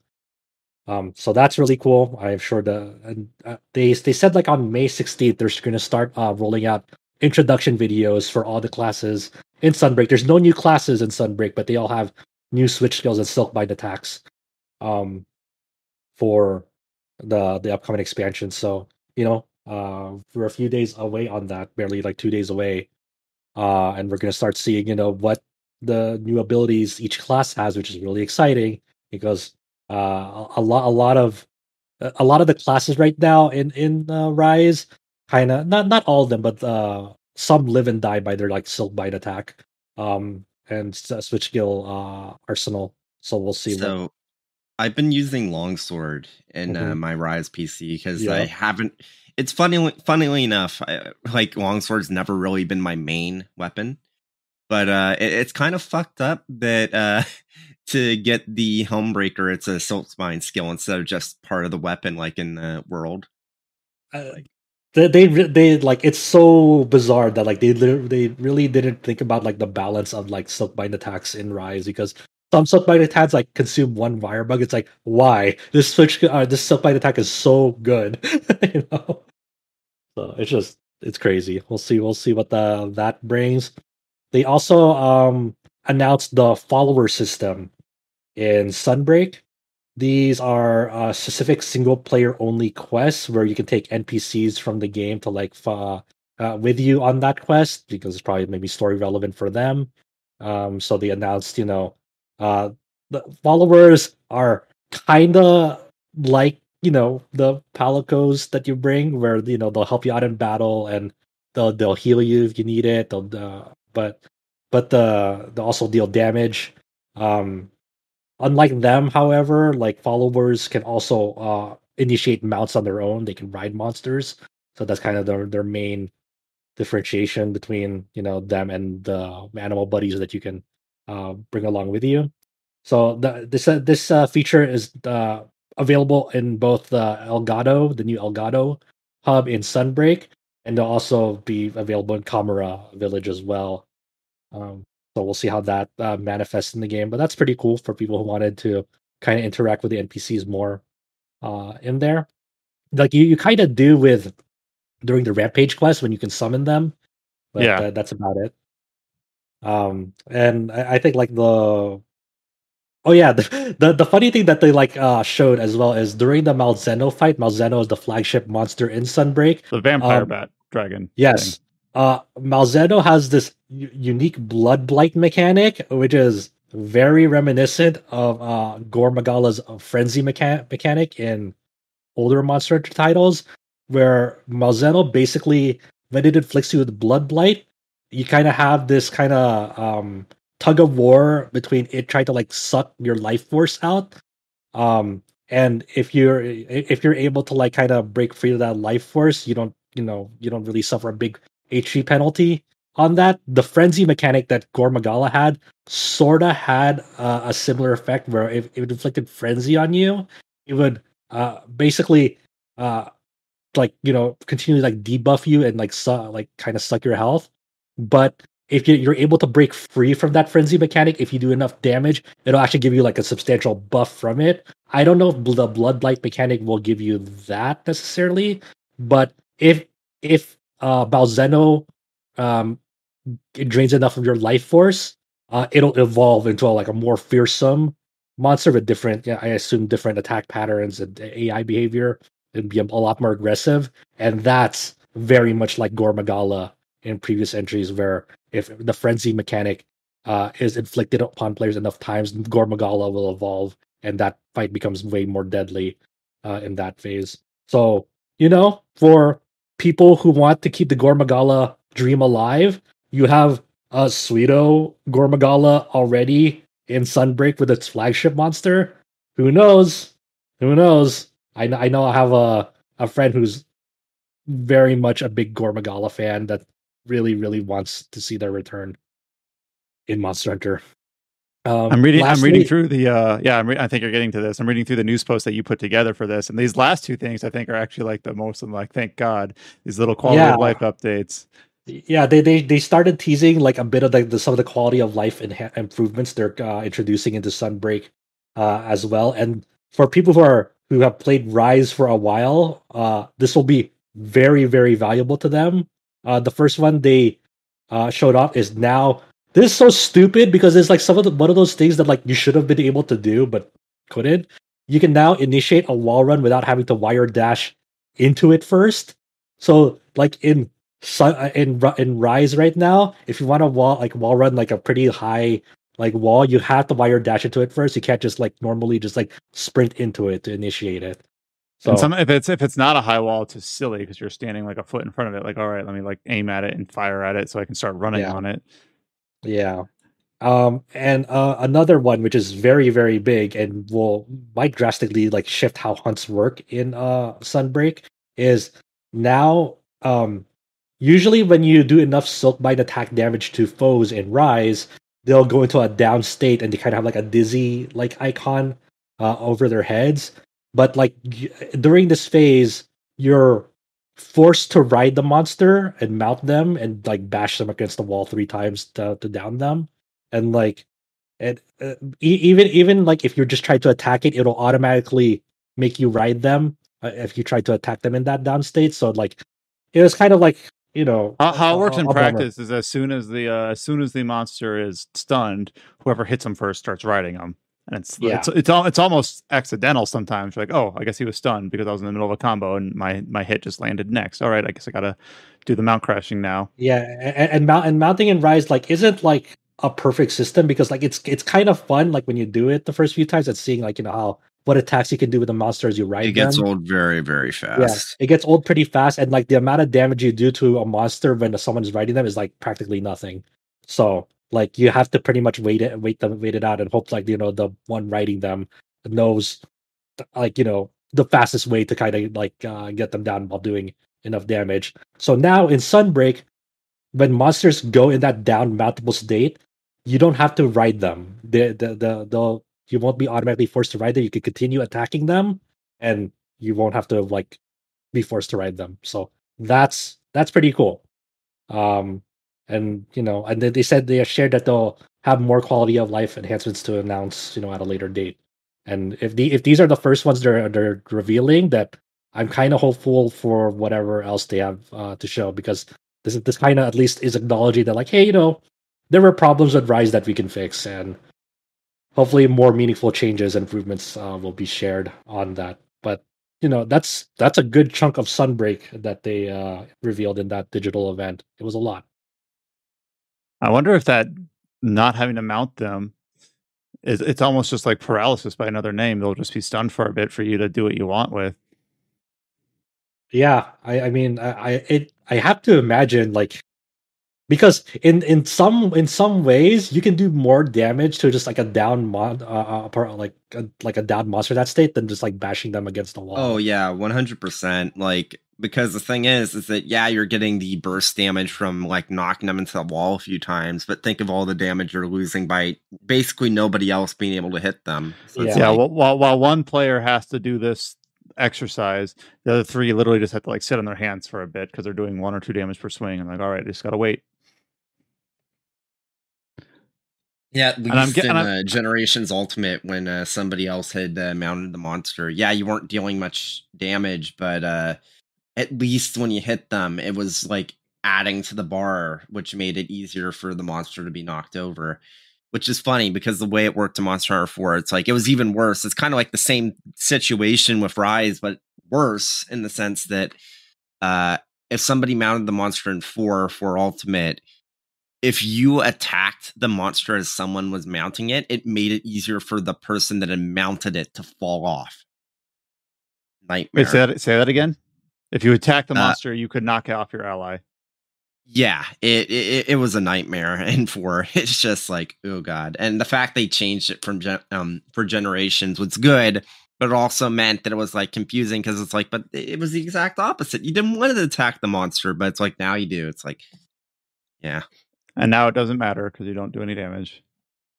I think that kind of covers it all my time with Rise so far and what we're looking forward to with Sunbreak, which is coming out, let's see, June 30th. So in a little over a month. Glad that I finally found some time to get caught up before then.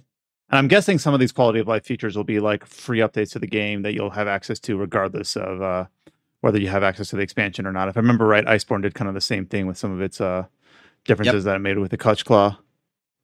So the last thing we'll talk about here in the games we've been playing section of this podcast will be something a little bit different. And this is something that I know a few people here on the podcast are interested in.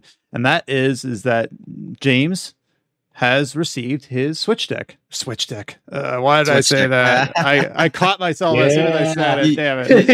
It would have been funny. It would have been funny if you had called it Switch Pro because Switch deck. Yes. Well, no, the Steam Deck. Well, we'll keep that in there. So yeah, the Steam Deck. So I know that, or I think I know that Josh has one on the way as well as Chow. Yeah, I have mine pre-ordered, but it says Q3, so whenever hell that is. Mine is still April through June, so any day now, I might be getting mine any day now. Maybe, probably next week then, like Monday or Thursday. Like, yeah, I mean, like, yeah. So first off, can I just say that it's like, it feels really weird knowing that the Steam Deck is out there, but it's like, to put things in perspective, I was there second one trying to order this thing, and because like Steam basically collapsed in on itself, it took me 15 minutes to get my order in. 15 minutes was the difference between getting a launch unit and waiting 2 months. So it's going to be really interesting to see like the cadence for how they're getting these into people's hands, because you can tell, like they said that they ramped up production, but you can tell that it hasn't like caught up to the popularity of the system yet. And it's like, it's funny because the Steam Deck's out. Obviously people have it, but the one takeaway before I even go into the specifics I have, like having used it for a couple of days now, is that it feels weird kind of getting like a preview of what is going to be, in my opinion, massive a few months down the line, because of that cadence of the system actually getting into people's hands. having one even 2 months after launch feels like early access in a way. And it's really, really interesting. It's just really cool. Like using this and being like, man, people are going to love this thing when it's actually readily available. Because it's out. It's not like you got an early copy, but you kind of got an early copy. Yeah. Unit. Is it the same feeling as getting a PS5 right now? Kind of. This is definitely the funny thing is that we don't know like the actual like number of units that have been shipped out. We know generally how many people have reserved one because you can look at the number of people that have the reservation in their Steam library. But I don't know. Like my best guess is that they've shipped at least 100,000 of these, probably a little bit more. And it's like that's not a lot, but when you consider that it's like just a single type of PC, and obviously there's more like being shipped all the time. I don't know. But I saw that you had tweeted out putting Final Fantasy 14 on it, but I don't know what else you've tried or to what extent you tried Final Fantasy 14 on it.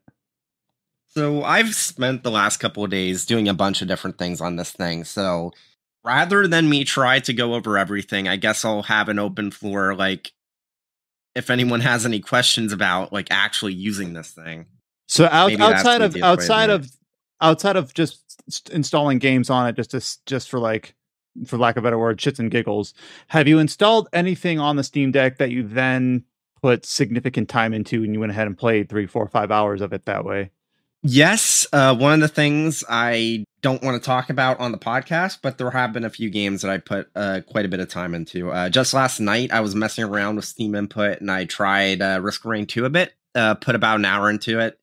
I have been playing Monster Hunter Rise a bit on it as well, and it runs really well on your Switch deck. Yes. Sorry. But yeah, it's like mostly high settings, 720p 60, I mean, which is really good. I'm planning to play through the rest of .hack GU Last Recode on this thing. I just booted it up and max settings, though honestly I turned shadow resolutions and anti-aliasing down to medium because you can't tell the difference on the screen, and better battery life. Runs really well.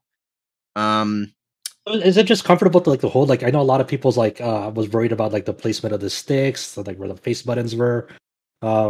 It's the most ergonomic handheld I've ever used. Okay. Ooh. That's surprising considering the shape of it, you know? I was thinking it's part of it. It looks like it would be unwieldy to hold, but ironically enough, like the very first thing I thought when I like got it was I take it out and I was like, this thing is bigger than I thought it would be. But it actually works out because it's got like these really nice grips on the side, and the way that you naturally hold it, it's very easy to use the D-pad and the face buttons that way, and it's also not much more movement to use either the trackpads or the analog sticks. So it's like it works out for it. Like it doesn't feel unwieldy to hold. It's really comfortable, and while it is heavier than the Switch, it's not fatiguing. Now, maybe it'll be different if you have smaller hands, but I have big hands, so this is like if you have big hands, the Steam Deck is super comfortable. I'm sorry, I have very small hands. I even use a PS1 controller for fighting. I'm interested to see like when Chow gets it. I want to hear like from his perspective, like from the small hand perspective. Yeah, he's like, oh man, like the sticks are like a mile away from my thumb. Can't do it. I personally don't even use a PS5 controller anymore because it's too heavy. Dang. Okay. I actually like heavy controllers. I like controllers with a bit of heft to them. Like the Switch Pro controller is like weighs nothing, and I actually don't like it. I want a little bit of heft. I think I would. I did mention a specific thing I've been playing in the staff chat, just so for like context. Okay. Now you can understand why I don't want to talk about it. Yeah, I get it. Which model did you get? Did you get like the highest model? Yep, the 512 gigabyte model, which works out pretty well. I haven't put an SD card, micro SD card in here. I don't know if I ever will because, well, 512 gigabytes is perfectly fine. And realistically, I'm only going to have like a couple of games on this thing at any given time. So. Just install Call of Duty and then you will want to go to... Though I'll buy a 1 terabyte SD card once it comes in. That's what I'll do. Yeah, as of right now, I can just like list what I've installed. Aperture Desktop, haven't done that yet. Bully Scholarship Edition, because that's playable. Caligula Effect Overdose, which is unsupported, but it boots fine and the videos play, so I don't know what's up with it yet. I haven't actually gone around to put significant time into it, so I don't know why it's unsupported or if it just works now, because that's the funny thing. There's a lot of games, and I guess I'll get to this later, where they say they're unsupported, but Valve has been so good about updating Proton within even just a few months that this has been out, so that a lot of games which were like tested at or near launch and were unsupported, updates to Proton have since made them playable. And like Persona 4 Golden was perfectly playable on Steam Deck for like a month before they re-evaluated it and brought it up from unsupported to verified. Yeah, Dragon's Dogma, Dark Arisen, DuckTales Remastered. Okay. Sorry, this is dominant, been covered in like previews, but as someone who has not really watched a lot of previews, I don't have one of these on order. If you're looking through your current Steam library, or if you're looking at the Steam store, is it very obvious whether a game is supported or not? Like, does it clearly? Go ahead. So through your library on the actual Steam app, there isn't a way to tell from just the library page. From the store page, you can, because there's like a little emblem. So like I'm opening up the store. What games are there? Okay, Deathloop. I'm just gonna click this, view page, and underneath. So you know where it tells you about like multiplayer stuff, controller support, and all that, and like languages. Mm-hmm. Underneath that is Steam Deck compatibility. I feel like this should be listed above the add to cart button, so it's easier for you to tell at a glance, but it is on the store page. But on Steam Deck itself, obviously, it'll like outright tell you, like they're like by default, there's a great on deck section of the library, and that's every game in your library that's verified. And then you can also filter your all games library by verified only, verified and playable, verified, playable, and untested, and all games. Okay, so it sounds like they've really thought that through to make it very clear that what if you got a Steam Deck, what you should try on it and what might not be supported. Yeah, and I will say though that there's only been one game that I've tested so far, even among ones that are listed as unsupported, that outright doesn't work. And that was Trillion God of Destruction, which isn't a big deal for me because I have it on Vita and I can just play it there if I ever want to actually play that game sometime. But, like, let me put it this way. At launch, a lot of people were talking about how, well, not a lot of people, but some people in my sphere were talking about how Trails in the Sky worked, but the videos didn't, and that's why it was listed as unsupported. I can confirm right now because a buddy of mine did DM me saying, hey, so actually a recent regular ass Proton update made it so that the videos play perfectly fine. So I downloaded Trails in the Sky first chapter, loaded up my endgame save, just hit the credits, and both the FMVs at the end, like the credits and the SC teaser movie, ran perfectly fine. Like no issues with sound or visuals or anything like that. So I'd say, well, obviously, having 100% compatibility would be great. I feel like one thing people need to understand is that even on Windows, there's a lot of games that have issues running on modern PCs, or will have these random issues depending on your setup. And the way I see it right now, at least in my experience, again, I haven't tried every game in my library, and there's always going to be a limit to what someone can realistically test. But from what I've tried, so far it's living up to what, as a PC gamer, I expected from what Valve said by, we want to make the entire Steam library playable. I didn't ever think that was going to be 100% possible. Like, anti-cheat's one thing, like Destiny 2 doesn't work on Steam Deck because Bungie very explicitly decided to block it, even though they could make it work. But everything I've tested besides that one game, and I've tested like around 30 games right now, seems to work perfectly fine. Some games like that I really didn't expect to work out of the box did, like the Silver Case. It works perfectly. It even scales to 16:10 with no issues. Have you tried things from like different launchers? Like, let's just say the Kingdom Hearts Free from Epic Game Store, for example. I haven't tried that yet. And that game's also 100 gigabytes, so I don't want to install it. How is the battery life? So it's I know like it's a gonna be launch highly variable, switch. but yeah. Yeah, like a launch switch. If you're basically fully utilizing the TDP, you're going to get about 2.5 hours of battery life. If you're playing something that's considerably less power hungry, like for example, Trails in the Sky, when I loaded it up, and one of the cool things is that you have the Steam button, which is basically like the standard like Xbox or PlayStation home button, and then there's a quick menu button that's on the right side of the unit underneath the right trackpad. And if you click that, you get a bunch of stuff like a performance overlay you can change, and it tells you like your battery percentage and how much projected battery life you have left based off of how much the system is currently drawing in power. That's kind of nice. And the performance overlay is really cool because basically at max tilt, it's like exactly like Riva Tuner. Works really, really well. One of the things they most recently added is so there was already performance settings. Like you could set a system-wide frame rate cap. It can be from like 15, 30, 60 or off. One of the things the most recent beta firmware has added is a refresh rate toggle. This is not a VRR display. Hopefully that's something they do for the next generation. But what you can do is you can set the refresh rate of the display itself as low as 40. That way, for games that maybe have a bit of headroom above 30 FPS, you can get running at 40, and as long as it's locked to 40, it's steady, and you don't have to worry about frame pacing issues. And conversely, if there's some games where you want them to be a bit smoother, they can easily hit 60 FPS, but you want to have a bit more battery life, you can cap it at like 40 or 50 hertz and just cap the frame rate there and get a bit of extra battery life.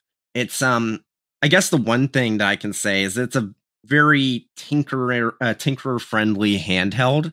It's like, that works for me. Obviously it's not going to work for everyone, but as somebody that was very used to like dealing with like PSP plugins for custom firmware and even Vita custom firmware stuff back in the day, it's like I'm just at home. And it's been a while since I've used a Linux operating system. This even has like a Linux desktop you can reboot into and install like stuff from the Discover App Store. Like there's like an app that people put together called EmuDeck that just you run it and it'll automatically like download and set up every emulator you could ever need. That's interesting. Like, yeah, I didn't know like how like people are like community efforts are already on that. That's really cool. Yeah, there's even somebody's made a plugin loader that ties into the Steam Quick Access menu. Like one of the things that people have added is this plugin called Power Tools, which actually lets you, by default, the system I don't think lets the CPU use its built-in boost frequency, but you can set it to do that. And it's just the stock CPU boost, so it's not overclocking. It's just like, this is something the Silicon supports. It's just SteamOS doesn't by default enable this. Like if you install Windows on this thing, it'll do it on its own. But and one other thing is you can set the number of threads that's available, and this works with the performance profile. So like if you're emulating something like Dolphin, you can limit the number of threads to like 4. Wow. That way it's using less power on the CPU, but it's allocating them more efficiently, which allows them to boost higher, which will have better performance overall at less battery draw. It's really, really cool. And it's like, and obviously, again, this is stuff that you have to tweak, but the fact that this is even an option, like it's very, very plug and play friendly for games that are verified. It's very usable out of the box, but like Val said, it gives you the freedom to make these tweaks that you want to make. And really the limit is what you're like willing to do to customize your experience. And it's really, really nice. My last question is, how are does it have speakers on it? And how are they? They're surprisingly fantastic. Like they get really one of my loud, least favorite things, distortion. One of my least favorite things about Switch is the default speakers on it are really, really bad, I think. Yeah, these are really, really good speakers. They get loud, but they don't distort like cheap speakers that get loud do. they're the best speakers on a handheld, like no question. Again, that's a low bar, but like these are like obviously most of the time I'm going to be using headphones, but these are speakers where it's like if I don't want to wear my headphones for whatever reason, I don't feel like I would be missing out because they're that good quality. I'm excited. I'm excited. I really want mine in after hearing all this. Well, I have thanks no for idea what to covering. install in it. By the way, I'm thinking like, what am I gonna like install on it when I get it in? I have no idea. Monster Hunter Rise. Obviously, you can play Sunbreak on that thing. Well, I'll play Final Fantasy VII Remake. I told my friends, I was like, it's like, why would you buy the game twice so I can play it in the toilet? True. I mean, that's the dream. Yeah. And that's another thing. Like, this is like people have talked about the stuff with Elden Ring where, thanks to like SteamOS's shader caching, if you play Elden Ring on Steam Deck, it's the only way to play it on PC without stuttering because it just pre-caches shaders, and because it's a set hardware spec. Anyone that plays Elden Ring on Steam Deck is going to be contributing to that shader cache, and that even works for a bunch of other games. So like maybe not Final Fantasy VII Remake right now, but when it eventually comes to Steam, anyone that plays it on Steam Deck will be contributing to that shader cache, which means that down the line, the best way to play Final Fantasy VII Remake might just be SteamOS or like Steam Deck because you won't get the stutters. Crazy. Yeah, it's absolutely Crazy. Yeah, I've been really surprised and impressed with how well Proton's been working. Because, like, even as someone in the past that used Wine back when I daily drove Linux, I didn't expect it to have come so far. Like, even stuff outside of, like, the SteamOS, like, game mode experience. Like, back when I used Linux, there was, like, no real easy way to have just, like, executables for Linux apps. You would have to find the specific installer file for your flavor of Linux. If you're using like Ubuntu or Debian, you need to find a .deb file. If you're using Arch, you need to find an AUR file, stuff like that. Now there's stuff just called app images or just basic like standalone executables.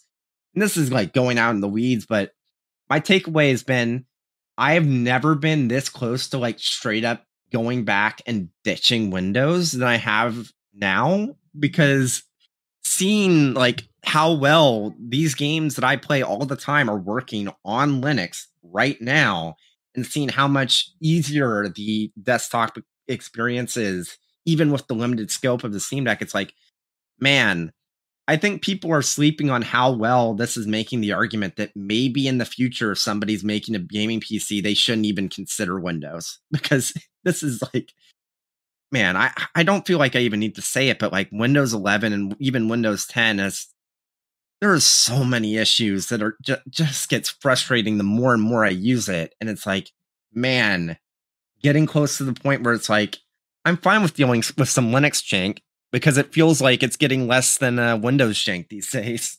Like, man. You know what? Chow. Here's something to marinate on. Get a Steam Deck to install BlueStacks on it. Oh no. Using it to play mobile gacha games? But no, thank you for covering your time with Steam Deck. It'll be interesting to see as other games come out and as Josh and Chow get their hands on it, what they end up trying with it. And I am now just realizing that we are almost at the 2-hour mark on this podcast already. But I think like this is the most, like, sometimes in the early section of these podcasts, when we get to the 2-hour mark, I'm like, oh no, we got to speed up. But I think we've had some really cool conversations about all the games and features and reviews and Steam Deck impressions that I don't regret it. Hopefully, but as we go into the news section of the podcast, maybe we'll just keep that in mind so that we're not here for too long. But all those written features that I mentioned are up on the site.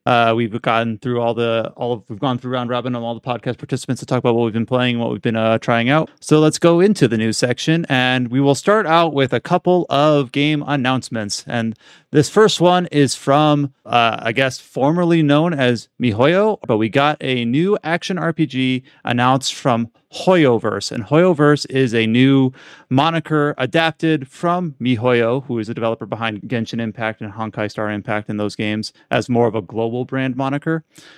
They have announced that you said Honkai Star Impact because you combined Honkai Impact 3 and Honkai Star Rail together. Oh, so you did that. It's fine, but that's really good. So the names are pretty confusing. There's Honkai Star Rail, Genshin Impact, and what was the other one? Honkai Third, Impact Third. Okay, Impact Third. Okay. Anyways, we're not talking about any of those games.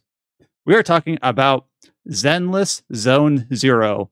This is a new action RPG from HoYoverse, also known as MiHoYo. We got a new cinematic trailer for this new action RPG that takes place in a post-apocalyptic world.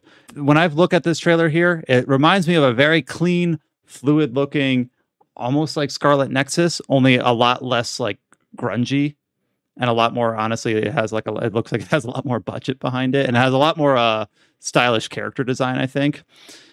So I don't know, like what we thought about we don't have a lot of other details here other than it is currently announced for PC and mobile devices. They're currently looking to expand the available platforms that the game will announce on. The official site does have signups for the closed beta, but we don't have a date for that yet. I think that's pretty much all the details we have about the release of this game, other than like the story premise. So the story premise is that it takes place in a post-apocalyptic metropolitan city. There is New Eridu, which is the last urban civilizations to survive this apocalypse. And they're fighting this supernatural disaster known as, the Hollows and the Ethereal monsters that form out of thin air from those that the protagonist ends up fighting. Well, I think this looks really interesting, but I also haven't played Genshin Impact, so I don't know like if there's stuff that I can't see here that is obvious to people who have played that. You're seeing gacha characters. I'm just kidding. I find it so hilarious. There's like people upset that it's like, oh, why not? It's like, this is why Genshin got delayed. It's like, no, they got separate teams. Yeah, I mean, MiHoYo or HoYoverse has so many employees now. They really ramped up their team size over the past few years, especially with the success of Genshin. But not all of it's like, I don't know how many people. Like I want to say I have no idea, but I think the last number I saw was like 1,200 working at MiHoYo. But it looks pretty cool. Like, they describe it as a urban fantasy action RPG, and like Ryan said, it looks like a cleaner Scarlet Nexus. There's like a kind of like a funk to the trailer that's kind of neat. Like, but I think I'm really interested to see like how the gameplay manifests, because like as the trailer is teasing, like it looks to be like a very fast-paced action RPG. Like it looks more along the lines of Honkai Impact Third than a Genshin Impact, because the action seems so fast-paced.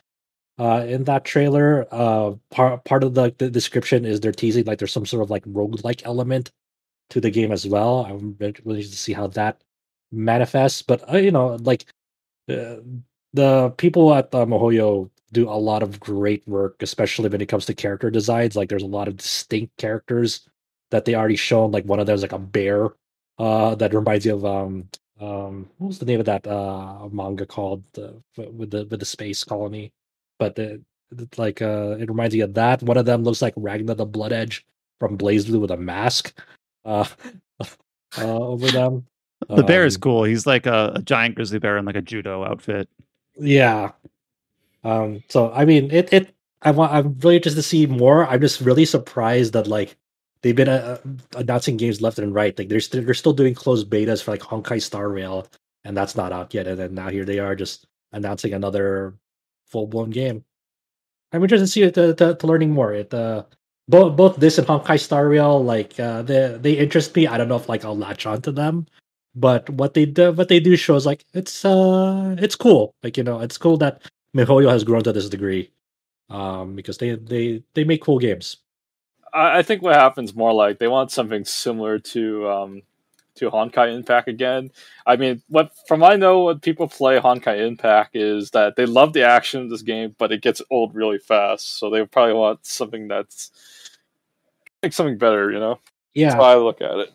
Yeah, and I think that's perfectly fine. If they want to capitalize on the strength of Honkai Impact for like a new project, then go for it. Because when I played a Honkai Impact, like I'll echo those statements that the action gameplay is really cool, but I think like the progression of the game, obviously the gacha mechanics aren't really that interesting to me. So hopefully they find a way to kind of not be kind of shitty on the gacha front, but it's. I will say though that watching this gameplay trailer, it looks really fast and fluid, but it almost makes me a little bit seasick because they've got like the camera panning from a distance in a way that you wouldn't be on normal gameplay, and then also like zooming in and out and then changing direction as it changes characters. Yeah, it's a very fast paced, upbeat like trailer, and it tries to match that with the way it's composed. It is overwhelming visually. Yeah, I don't think the game will be because you'll have a more fixed perspective. But as part of the trailer to try to showcase it, they've got like this camera, this panning constantly. I'm like, I'm almost getting a little bit seasick looking at it. Mm-hmm. But it looks really, really fun and flashy and fluid. So no other details for like release date, but there, like I said, there is the official site which does have signups for a closed beta. We also got another game announced this week, guys. It is a Lord of the Rings RPG.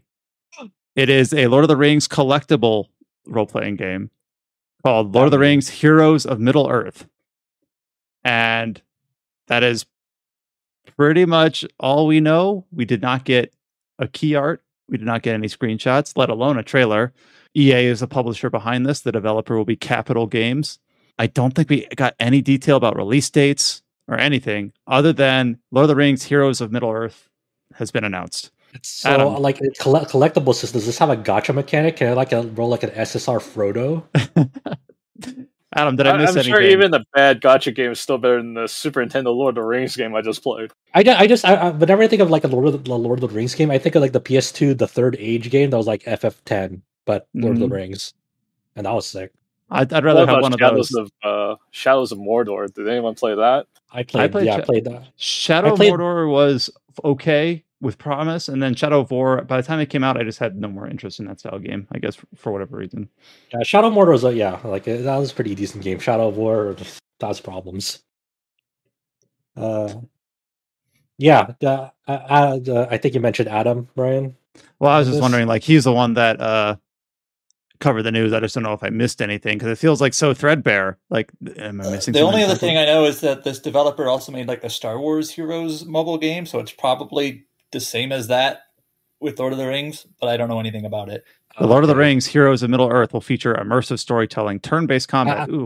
They're classy. Look at the asterisk thing at the end of the press release. Persistent internet connection required. Age restrictions apply. Includes in-game purchases, including random items. I think it is freaking gacha game. Dude, it sure comes fast.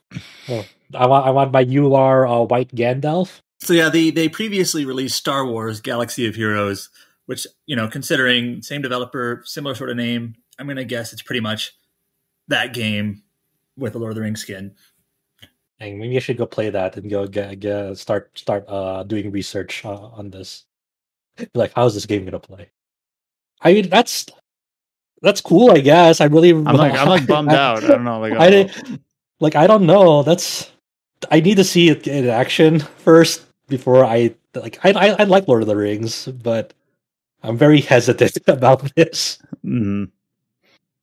Outside of those two game announcements, we got some gameplay trailers for some previously announced games, and I'll just go through these in order.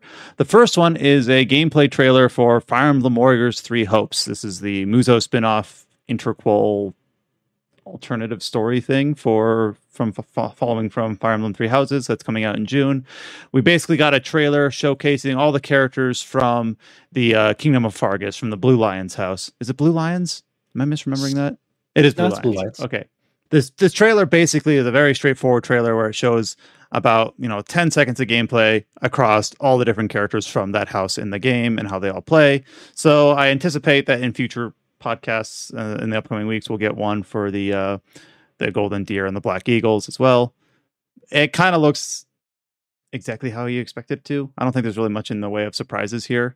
We did get, I guess, people got like the designs of the Doom, Mercedes, Ash, Felix, and then Sylvain and Ingrid in the game. I think that's the biggest surprise for them. Like, I think the Doom was already previously shown, but like the rest of the Blue Lions, it's like nice seeing like a new character art for them in this game and seeing how they're portrayed.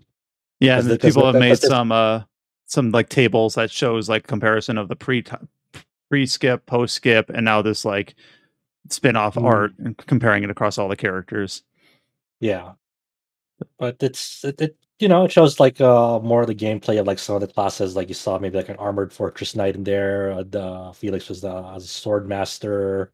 And it's kind of like introducing them. Like that's kind of the main thrust of the trailer. But the rest is like not necessarily new. But people are just hoping and hoping and hoping that it doesn't suffer the same clone moveset problem that the previous Fire Emblem Warriors did. And we won't really know that until we see the other like we don't know for certain that there's going to be other trailers for the other houses, but almost certainly, yeah. And once we see like people who shared classes, whether or not we'll see if they play how similarly that they play. But yeah, we got that question with that. Was this supposed to be the golden path for that game?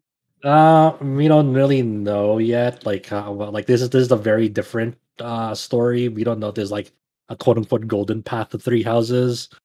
People are speculating it might be, but who knows really, because of how Byleth is like their role in the story. So who knows? And honestly, for me, it's like kind of like who cares too. Yeah, and it's got the different protagonist that doesn't exist in the main game. So how can it be a golden path? I'm kind of thinking of it as its own thing, which I think kind of seems like the tack that they're trying to take with it as well. I usually like to dodge those kind of games. I don't know. I never enjoyed the warrior style kind of games. So yeah, they've been getting better, but at their core, like the Muso Warriors games they have their audience. I mean, I'm part of that audience, but it's hard to convince people that like, oh, this is a good one of those. It's because the people who have already like discarded them permanently, you won't ever change their minds. Yeah, I had a very, very bad experience playing Gundam Muso. I was like, I don't think I like this series at all. We also got a new trailer. Sorry, not trailer. We got 13 minutes of gameplay footage for the upcoming Gotham Knights. Rip in peace, George Foster. I miss you. But this was kind of a combination of a gameplay release as well as information about the release platforms for this game. It was originally announced for PlayStation 4 and Xbox One, but Gotham Knights has dropped those versions. It will be PC and next gen only. And alongside this, that announcement of platforms, we did get 13 minutes of footage from Gotham Knights. And the gameplay footage, it looks interesting. It looks fine. It's a third-person action game that is obviously designed to be played in co-op. But the main part of the gameplay here, a good chunk of it, is like this like one-on-one combat encounters and a little bit of like traversal across the stages of the map. And the animations look almost like slow motion, or that they're like underwater. I don't know how else to put it. They look kind of stiff, like especially at the beginning, like you see Nightwing going in with his like lighter on top of a roof, and then like he's like when he's switching between like enemies in that like on his assault on that roof, it's like you said, it's like very like back and forth, but like slowly. Like I hit one here, then go back to the direct opposite direction here. And he's kind of like dancing around, but in slow mo in between the enemies. And then like there's like enemies that are like jumping and swinging clubs, but because everything is like kind of at this slower pace, they're almost like airborne for longer than a person could realistically actually be able to jump. It's just interesting. Like it doesn't look bad. It doesn't look like it's just something about it feels a bit off. I think some of it might be because they're trying to like make it like flashy out of the cinematic trailer. I can't tell if it's like sped down gameplay like intentionally like for that trailer, and like the main game is faster. Like I don't know, or if that's just the natural speed, because like maybe they slowed it down like to showcase like the animation work for that character, because it is pretty intricate and he does a lot of flips during it. But yeah, it's I think the part of the trailer that like interested me the most was like when they showed like briefly like the gearing system in that game, because there's like gear score for characters, and like and the armor pieces that they're equipping like change their appearance.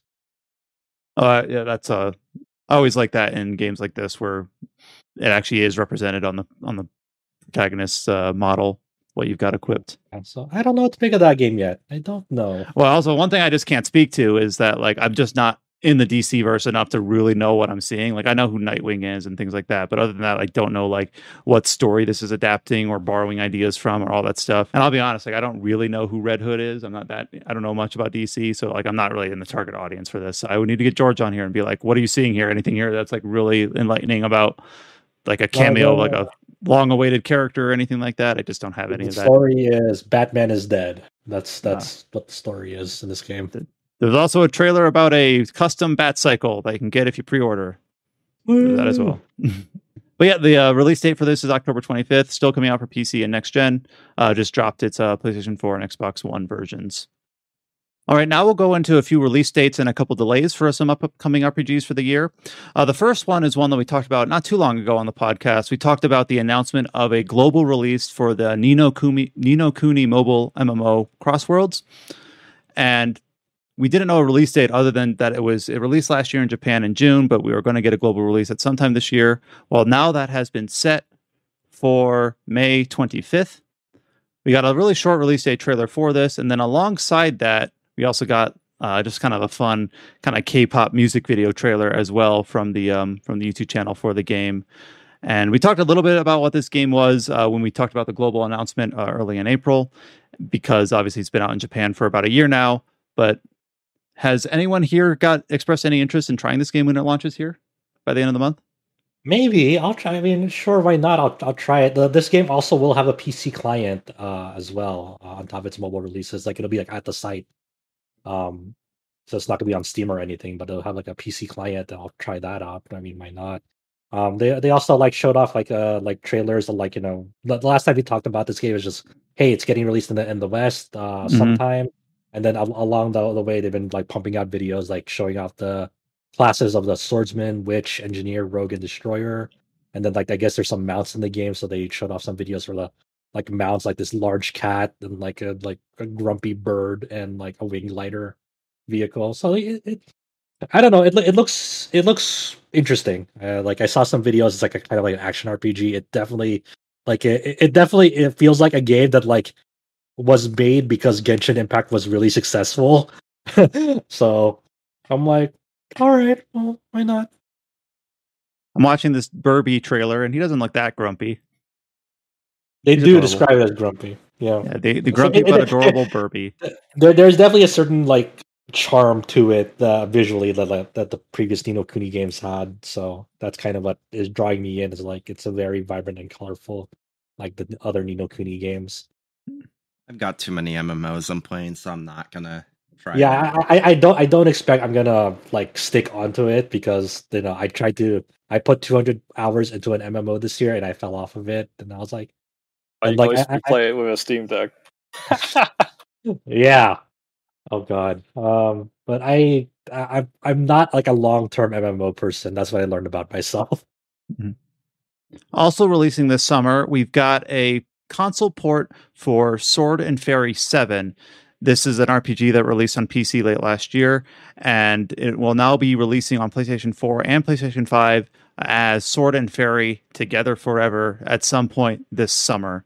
We've talked about the other Sword and Fairy games have been releasing in English on PC over the last couple of years, underneath the Chinese Paladin title for some of them. I don't think we've formally covered any of them on the site, but we've been making sure to announce them as they've been available in English on PC. Elizabeth Hinges, back in 2019, published their review of the Chinese Paladin Sword and Fairy 6. Oh, so we did cover 6. Yeah, and they did not like it, but even though Sword and Fairy 6 didn't seem to hit well, Sword and Fairy 7 seems to have pretty positive reception.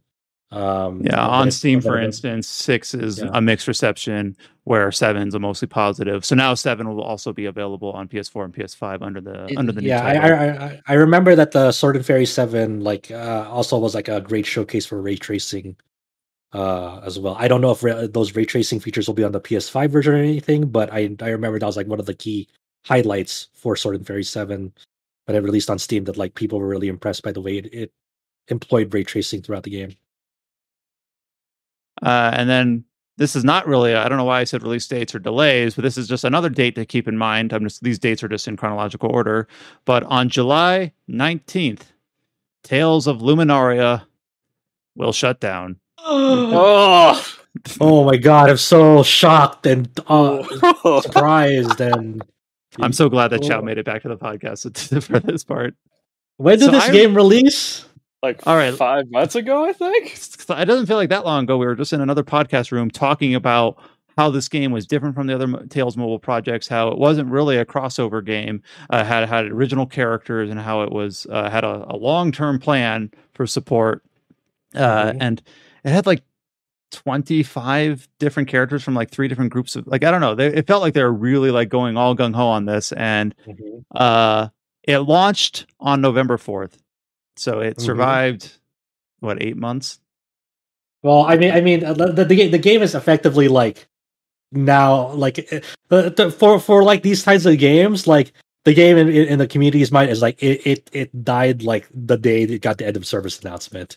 So I mean, yes, it's shutting down in July, but it really shut down on May 10th for people. Really felt sorry for that director guy, the one that's been asked all these tough questions, like, will this game be shut down in a year like the other 2 games? Like, yeah, they like around the like a few days before Tales of Luminaria launched, they had like a Q&A live stream with like I think the producer or the director, and like it was this very unfiltered question and answer section. So like one of the questions was like, Tales of the Rays did it like barely lasted a year. How is there any guarantee that like this game is going to last more than a year? And like, of course, the standard answer is like, we have like a set content plan, and we intend to like finish that. But like, I mockingly when that question was asked, like I was zoomed up on the dude's face, and like when he got that question, took a shot of it. But like, I don't want to be in that guy's shoes, man. I don't want to be in that guy's shoes.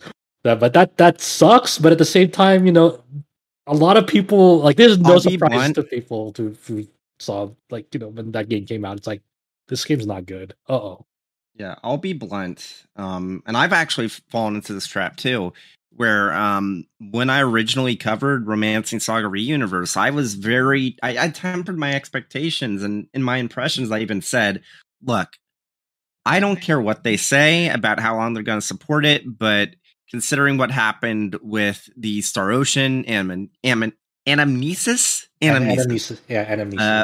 mobile game, it's like I just don't trust companies when they say that, when they have a history of shuttering mobile games. And it's like, now obviously in that case, Romancing Saga Universe has been around for like 2 years now, which is decent.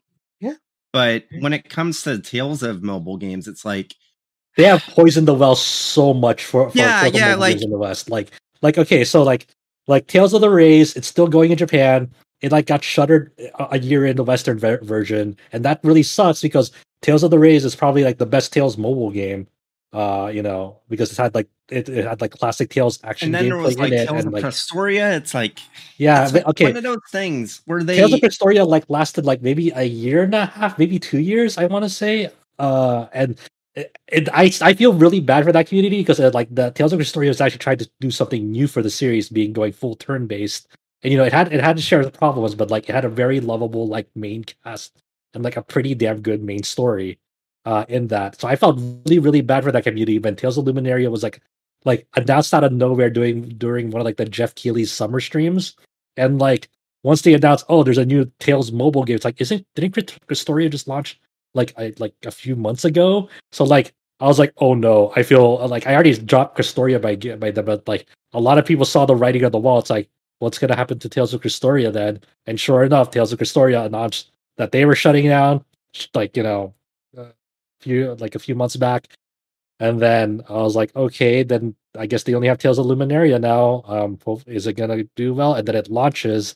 I try to give that game a shot for like a week, maybe a little bit more. And it's like, this game fucking sucks. And like they've been trying to like put band-aids on that game. It launched without Japanese audio, no dual audio in it, which is like Tales has seen its fair share of like English voice acting, and that's fine. But like a lot of the Tales fan base, like your target audience wants that Japanese voice acting, and then on top of like just the game wasn't fun to like control because it was specifically made for portrait only on mobile phones. and it was like an action game as well. So like you had very very limited like point of view on like what you're actually like attacking on the screen, and and then on top of like just its monetization was like kind of scummy too, because you were rolling for like not you were able to get characters, but you were rolling for equipment, you were rolling for accessories, and like it was just like just a hellhole of like what you can expect in a gacha game with equipment systems like all the worst charms of each games. Yeah, then they had like weekly raid stuff, and it wasn't fun. Like that's the long and short of it. It wasn't fun. All I will say, as someone that doesn't regularly play mobile games, is that I feel like any company that has previously shuttered a mobile game within like a year and a half needs to like come forth with like a notarized contract or some shit when they're announcing a new one, saying we will support this for at least 2 years. Or else I just don't care. I feel really bad for the people who spent like any money into like the Tales mobile games in the West, especially like Restoria and Luminaria, Luminaria. It's just Chow, of course it's not going to happen, but I feel like that's the only way to know for sure if something's going to get any support beyond, like in this case, 6 fucking months. God. I think this is why everyone's back to Fate Grand Order. I mean, it's always steady and running. You don't have to worry about it. Grand Blue and Fate, at least are steady, if nothing else. Like, problems aside, at least they can count on like them. And like people who play MiHoYo games, like high impact third players, at least they know that's steady. That's a pretty old game by now, but it's steady and like has a future for How's it. Princess Connect doing? I don't know actually. Like I'm still playing it daily, like just doing my dailies here and there, playing with our community.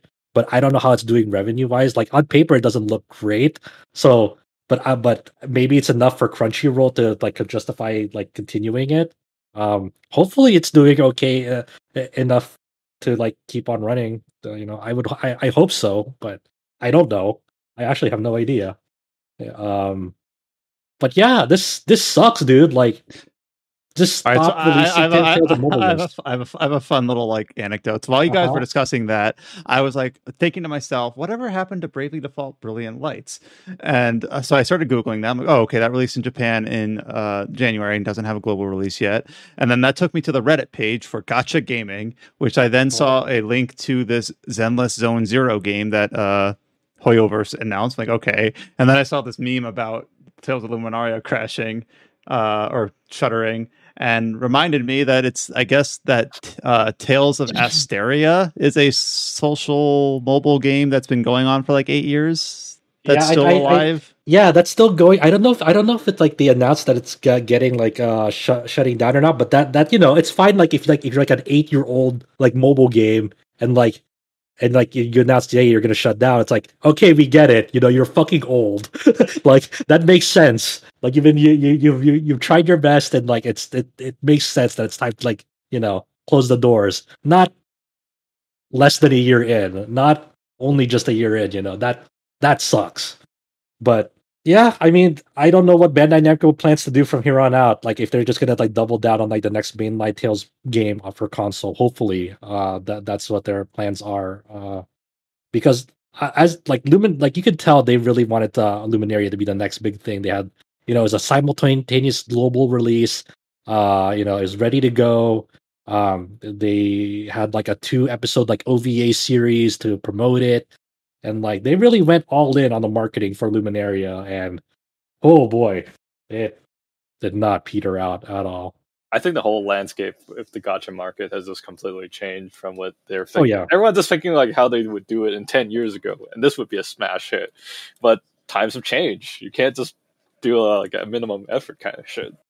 Yeah, like if it's stuff like Uma Musume and Genshin Impact, like you have to put your best foot forward as much as possible. Now you cannot do stuff like this. And I just don't understand, like, if they release another Tales mobile game in the West, how can they expect people to support it at this point? They don't.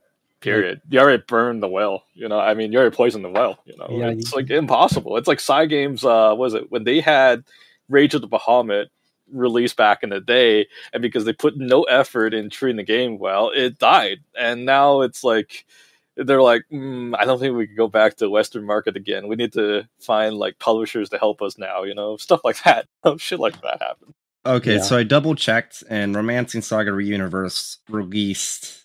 Well, I'm not sure how the App Store release things. Well, the Play Store release thing works, because if it's like a pre-release, then because it says it released on June 21st, 2020, but I want to say that was earlier that year when it released.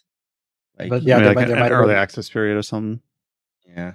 Yeah, I'm not sure how they handled that. If there's like a soft launch like beta or anything to that extent. Actually, there's a good way for me to find out. When did my impressions go up?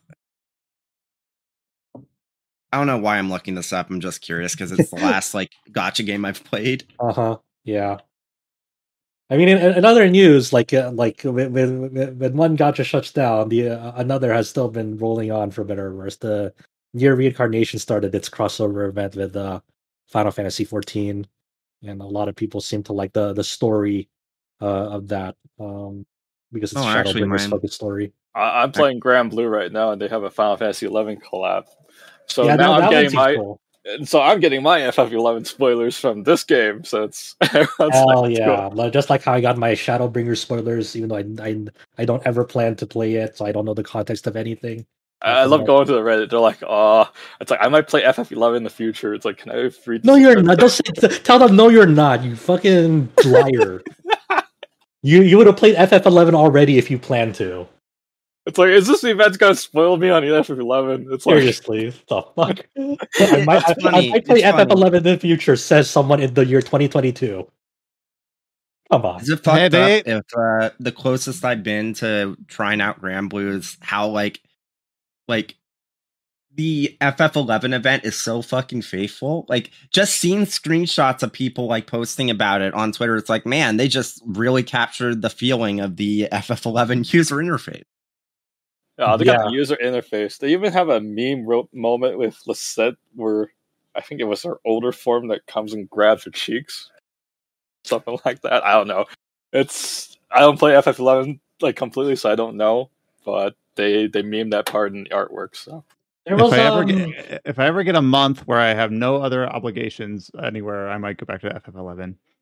I just don't know when I'd squeeze it in. There was people were freaking out last night as of the time of this recording. The Grand Blue Twitter account retweeted a new album coming out from the Chainsmokers, and that's because it samples a line from Claris in the game. Yeah, it's called "Go Go Captain." That's what it says in Japanese. That's so sick, actually. That's funny.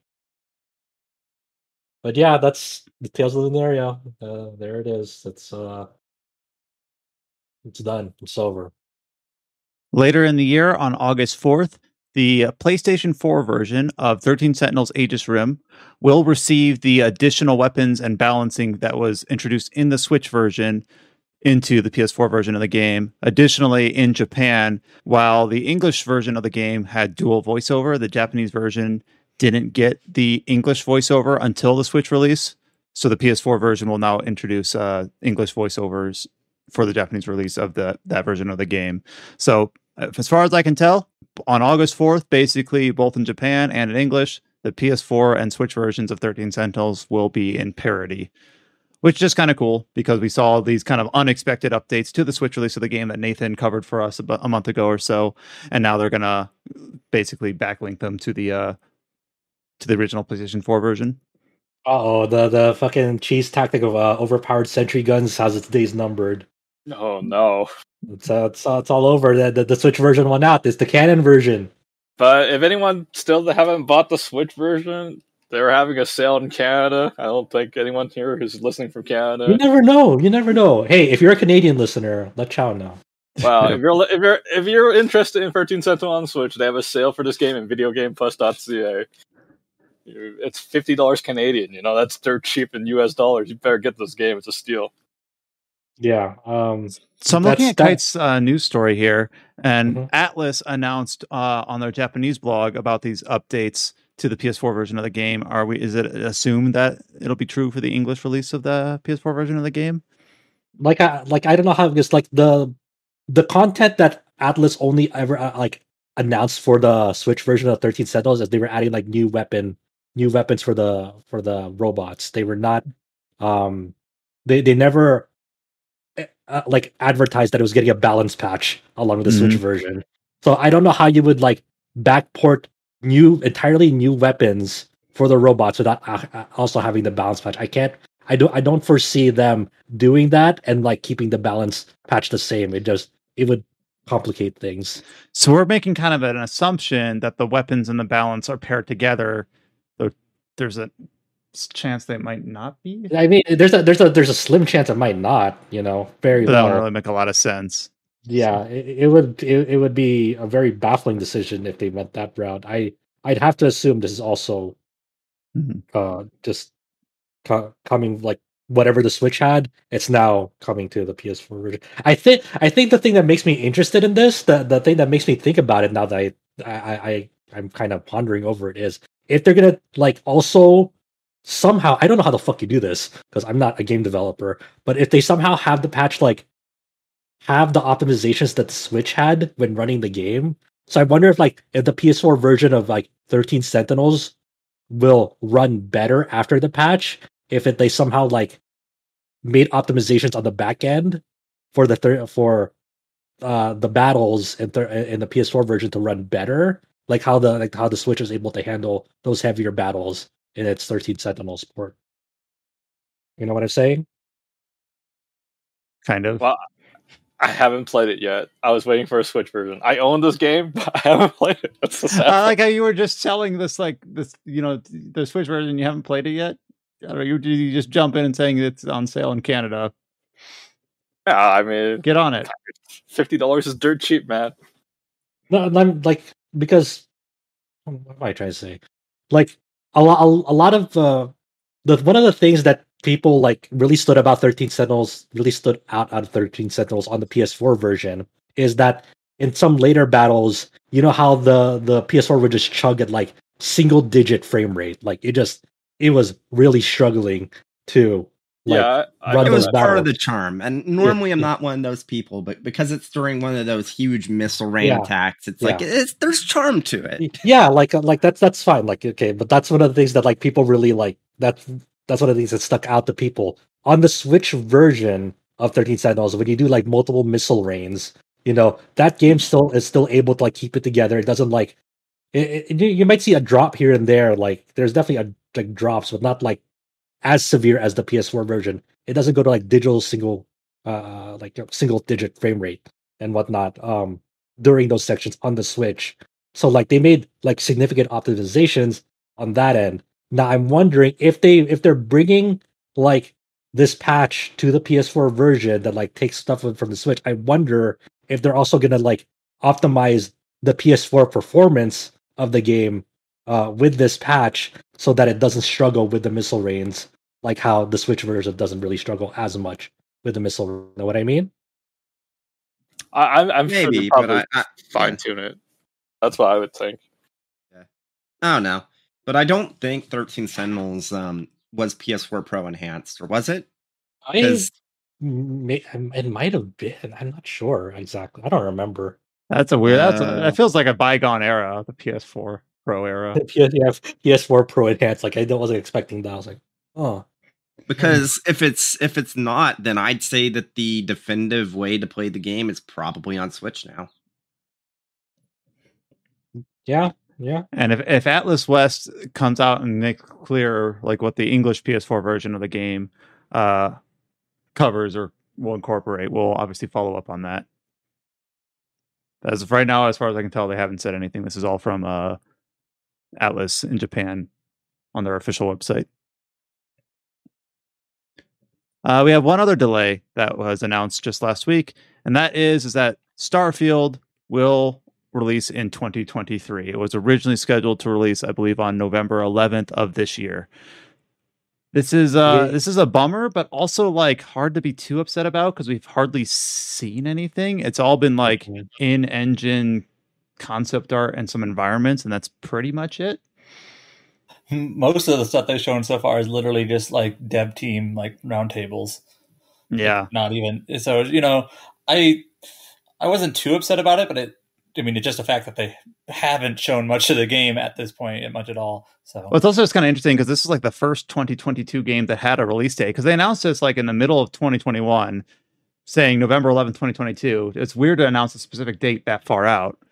Yeah, that's already like a red flag to me of like of announcing it that far out. Of like, you're trying to target this date this early on. Like, I'm just like thinking, there's no way you in the middle of the in like at the peak of the pandemic too.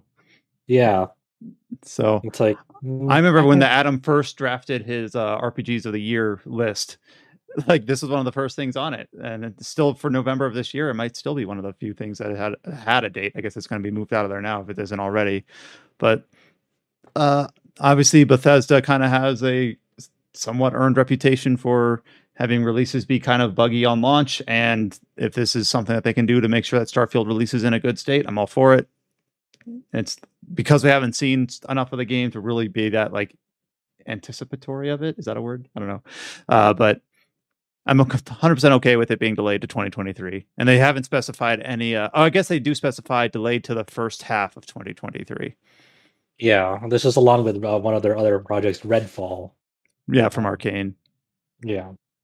So, I mean, not entirely a surprise. You know, it was always going to be, to me, it was always going to be difficult to stick to that like hard release date that far out. So, take all the time you need, you know, to make a good first impression on like one of your first big projects under Microsoft. Yeah, that's a good point. It'll be the first Bethesda title under the Microsoft banner, or the first major one, I think. I don't know if did they say that we're going to see this again, like around the not E3 time, the Microsoft event next month. I don't think they said specifically, but we sort of assumed. Oh, well, so maybe we'll see another updated look on it. Yeah. And to close out the podcast, we'll go through a couple sales updates. The first one is that Elden Ring has sold over 13 million units worldwide. We've already learned that it had sold 12 million units in the few weeks after launch. And the most interesting thing here, I guess I haven't should I share this? I haven't verified this myself, but I've seen going around that Elden Ring this year has now outsold Call of Duty, which is just kind of interesting. Yeah. I saw that like from an IGN tweet, like an image on that. I took that at face value, so I assume IGN did the like work to announce to say that. It's worth noting that this number itself is also a little bit misleading, because we already knew that it had sold so many copies like a few weeks after launch. This number is only through the end of March. So realistically, it's probably closer to 15 million sold now. That's what I'm thinking too. So any of these numbers that come out of financial results are always a few months delayed, right? like the Nintendo ones that we just got. Yep. Well, like, I mean, it's spectacular because this is how much think about it. Like, sure, it has a multiplayer component, but it's largely a single player, big single player experience. Yeah, it's wild how it seems very likely that Elden Ring will just straight up be the best-selling game of the year. And it's like a From Software game. And even if there was competition, it seems likely that, like, if Starfield hadn't been delayed, which we'll get to that in a bit, it's just insane that From Software has come so far where Sony originally skipped on localizing Demon's Souls themselves to the point where it's the biggest game of the year, unquestionably. It's a mainstream success. It just still blows my mind. By the way, all this is in the context of U.S. release, best-selling game in the U.S., overtaking Call of Duty in the U.S. I don't know how it looks on a worldwide front. Yeah, and also, I think this was mentioned with the earlier sales milestone too, but Dark Souls series, after Dark Souls 3 released, hit 13 million, like, as a trilogy at that point, shortly after Dark Souls 3. So it's probably much higher than that now, but basically, Elden Ring surpassed the sales of like the first 3 Dark Souls games around the time that Dark Souls 3 released. So it's just like a massive increase in sales from then. I just don't understand, like, what was the thing with this game that made it like sell so much so fast? I don't know. I actually don't know. To be honest. I think well, the series was continuing to get bigger and bigger. I think like Dark Souls 3 has sold over 10 million at this point, like Dark Souls sales. I want to say, yep. GameSpot, when did they post this? This was 2020. As of May 2020, Dark Souls 3 had sold over 10 million copies.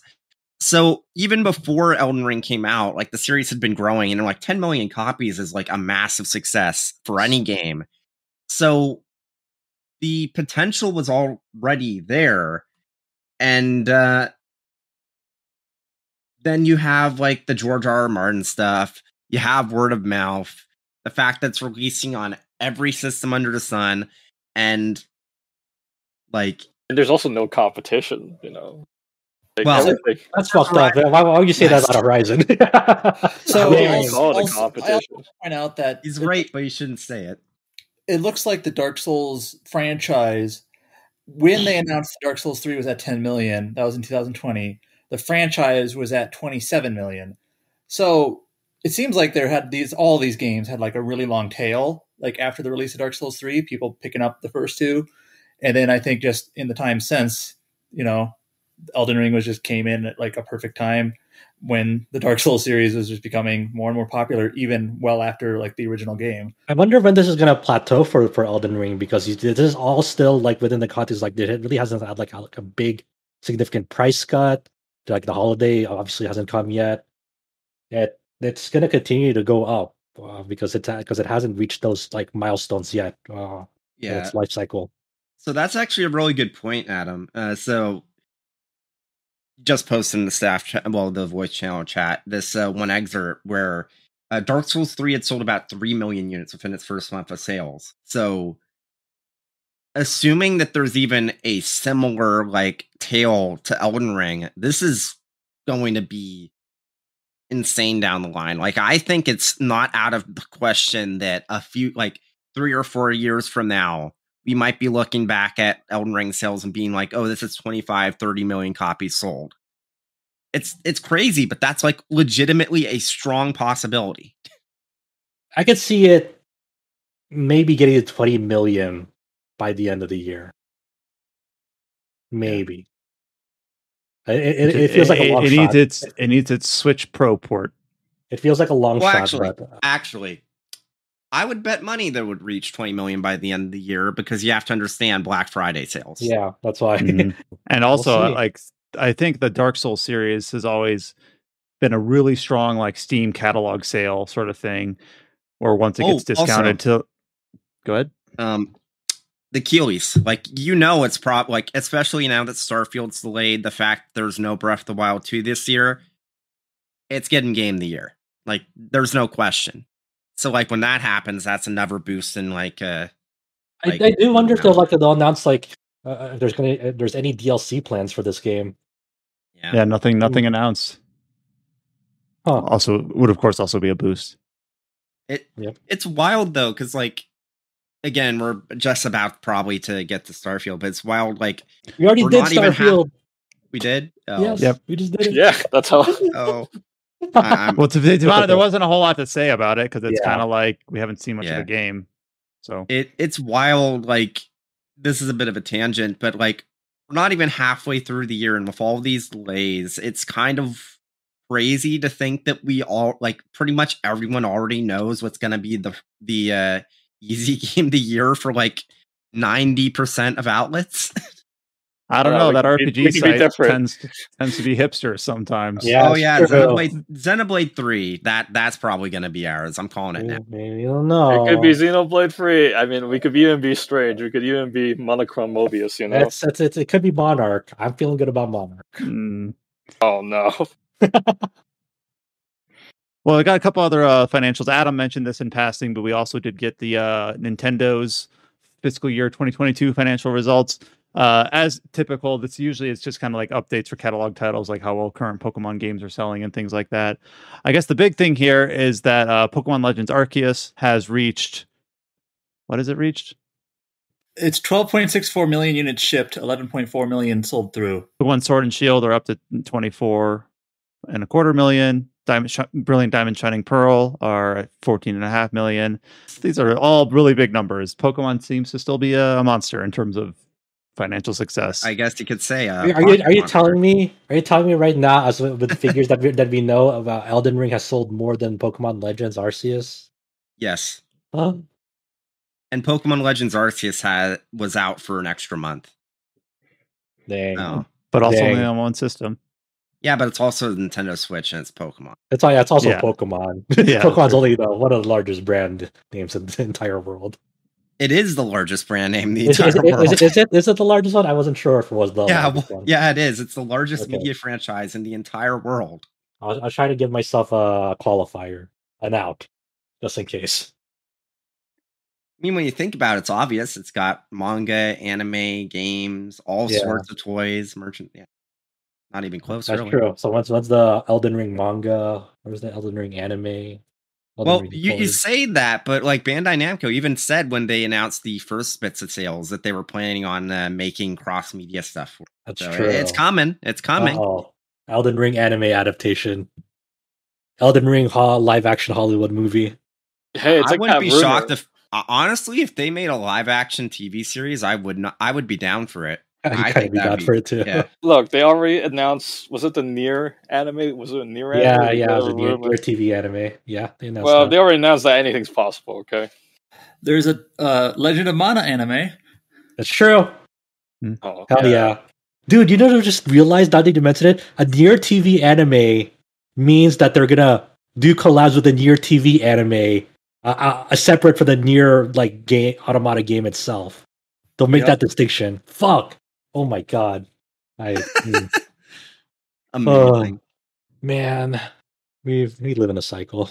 I still find it honestly, we should have seen all this Nier Automata stuff coming when the Nier Automata content in Final Fantasy 14. One of the characters is literally 2P, which was the alternate color / alternate character color. Well, alternate character for 2B and Soul Calibur 6 is now canonized as an actual character in the Drakenir universe. Yeah, the actual real a color sub is an actual real character now through FF14 and the reincarnation mobile game. Oh, okay. Well, that's it for Pokemon sales news. Ending off on Nier. Well, the last bit here is Rune Factory's 5 has sold 500,000 units, which that's really good. Yeah, for a small number compared to Elden Ring and Pokemon, but 500,000 for Rune Factory 5, which is a Switch only release that just came out in English a month ago, or a little over a month ago. I don't know. That seems really good to me. Gonna look something up. Their numbers are really impressive. If you go by how it was before, I think they sold about 80,000 around Rune Factory 2 or 3, I think it was. Then I think around Rune Factory 4, the sales of the game nearly doubled because they introduced a female protagonist. So now they got the whole entire, the ultimate crowd. Then it's now it's 350,000. I think that was the lifetime sales of 4 in Japan. I think it was, and I don't know what it was in the West, but 500,000 is they're already hitting numbers that surpass 4, even though 4 is the better game. I'm thinking this sounds like 20 million by the end of the year. Yeah. But yeah, this is the best selling, right? For sure. Yeah, it's going to be the best selling. I think there was a long drought from the gap between 4 to 5, so people are desperate for a new Rune Factory game. So that comes into play. But you think we'll see a release in more platforms next year for Rune Factory 5? Yeah, I hope it comes to PC so I don't have to deal with performance issues. That's the main reason why. Yeah, because it's would you say that the main issue for Rune Factory 5 is performance, or it's performance, but I also find the combat's not as engaging as the one in 4. It's very easy. You could basically break the game with level 50-ish equipment. I think if you actually even data mine the game, there's all these extra bosses that never even appeared in the game. You wonder it's the game was shipped kind of incomplete, maybe. I don't know. Yeah. But I don't know. I mean, it's a sequel, I guess. It's something. But I hope they could learn something from this and make better Rune Factory in the future. Gotta wait for Rune Factory 5 special for it to be fully featured. I was trying to see if I could find any worldwide sales combining like Rune Factory 4 and 4 Special, but it looks like it's not something that they report on very often. Gamatsu has mentioned that Rune Factory 4 Special sold 100,000 units in North America on Switch, but I guess that's really it. So I think 500,000 is like a high watermark for the series worldwide, but I don't know that for certain, just because I can't easily compare it to previous entries, at least from a quick search. Regardless, that's very good, and it seems like Xseed is doing it very well these days, which is good to hear. It feels like at least around our sphere, we don't talk about them quite as much since they don't do Falcom games anymore, but it's good to see that they're doing well. I mean, like I'm kind of interested in that Deadcraft game they're working with the Marvelous on. Like, I do have the demo downloaded, but haven't really checked it out. But they just haven't really. Also, aren't they doing that Loop Infinity or game, whatever it's Loop called? 8, yeah. Loop 8. Also, it's just mention that infinity symbol. just noting that like Sakuna of Rice and Ruin sold more than 1 million. Like, that's crazy. Yeah. Hey, No More Heroes 3 is coming to platforms that can actually run it this year. That's true. It seems like they struck gold after they ditched Falcom. Sounds like. Dude, I think I've seen really fucking lucked out at with the Sakuna, honestly. Yeah. Like, whoever at Marvelous made the decision to basically support those Edelweiss for as long as they needed to develop that game. Whoever made that decision made a good decision. So apparently they've made it a thing where they're going to do it with other indie developers, and that's really cool. That's really good. I wouldn't give too much credit to Marvelous though, because apparently they weren't going to support it on Switch until a Nintendo representative just said, "Hey, this would be great on Switch." So, credit is due. Dang, that is true. I forgot about that. And that covers us for news for the weekend. We're nearly at the 3-hour mark, so a big shift compared to last week where we had to fill the space. So a lot to talk about and tons of detailed impressions of the games we've been playing. All those reviews up on the site. Obviously, it was cool to hear James's first impressions for the Steam Deck, and we'll kind of touch on that as we go forward as Chow and Josh and potentially the rest of us get hands on those or try those out. All these slowly populating the release date calendar for the year, and even though a few things have been pushed out to next year, and all these upcoming games that we're interested in trying and seeing if they can compete with Elden Ring, which is apparently the runaway favorite for Game of the Year. But we'll see what those RPG site hipsters think about that when we get to that the holiday season. All those reviews for Weird West, Eiyuden Chronicle Rising, Voice of Cards, The Forsaken Maiden, and the Centennial Case are up on the site, as well as James's feature on Monochrome Mobius and its worldwide release later this year. You can find RPG site on all the social media platforms. We're on YouTube, Facebook, Instagram, and Twitter. You can join our Discord by going to discord.gg/RPG site or going to hitting the link at the top of our homepage. And we'll be back next week with another episode of the Tetracast. If you are Canadian, chime in. Let Chow know you're here and listening, and consider buying 13 Sentinels Aegis Rim on Switch. As far as we know, Chow is the only Canadian on Earth. But until next time, guys and girls, stay safe, take care, and we'll talk to you then. Can't spell Luminaria without an L.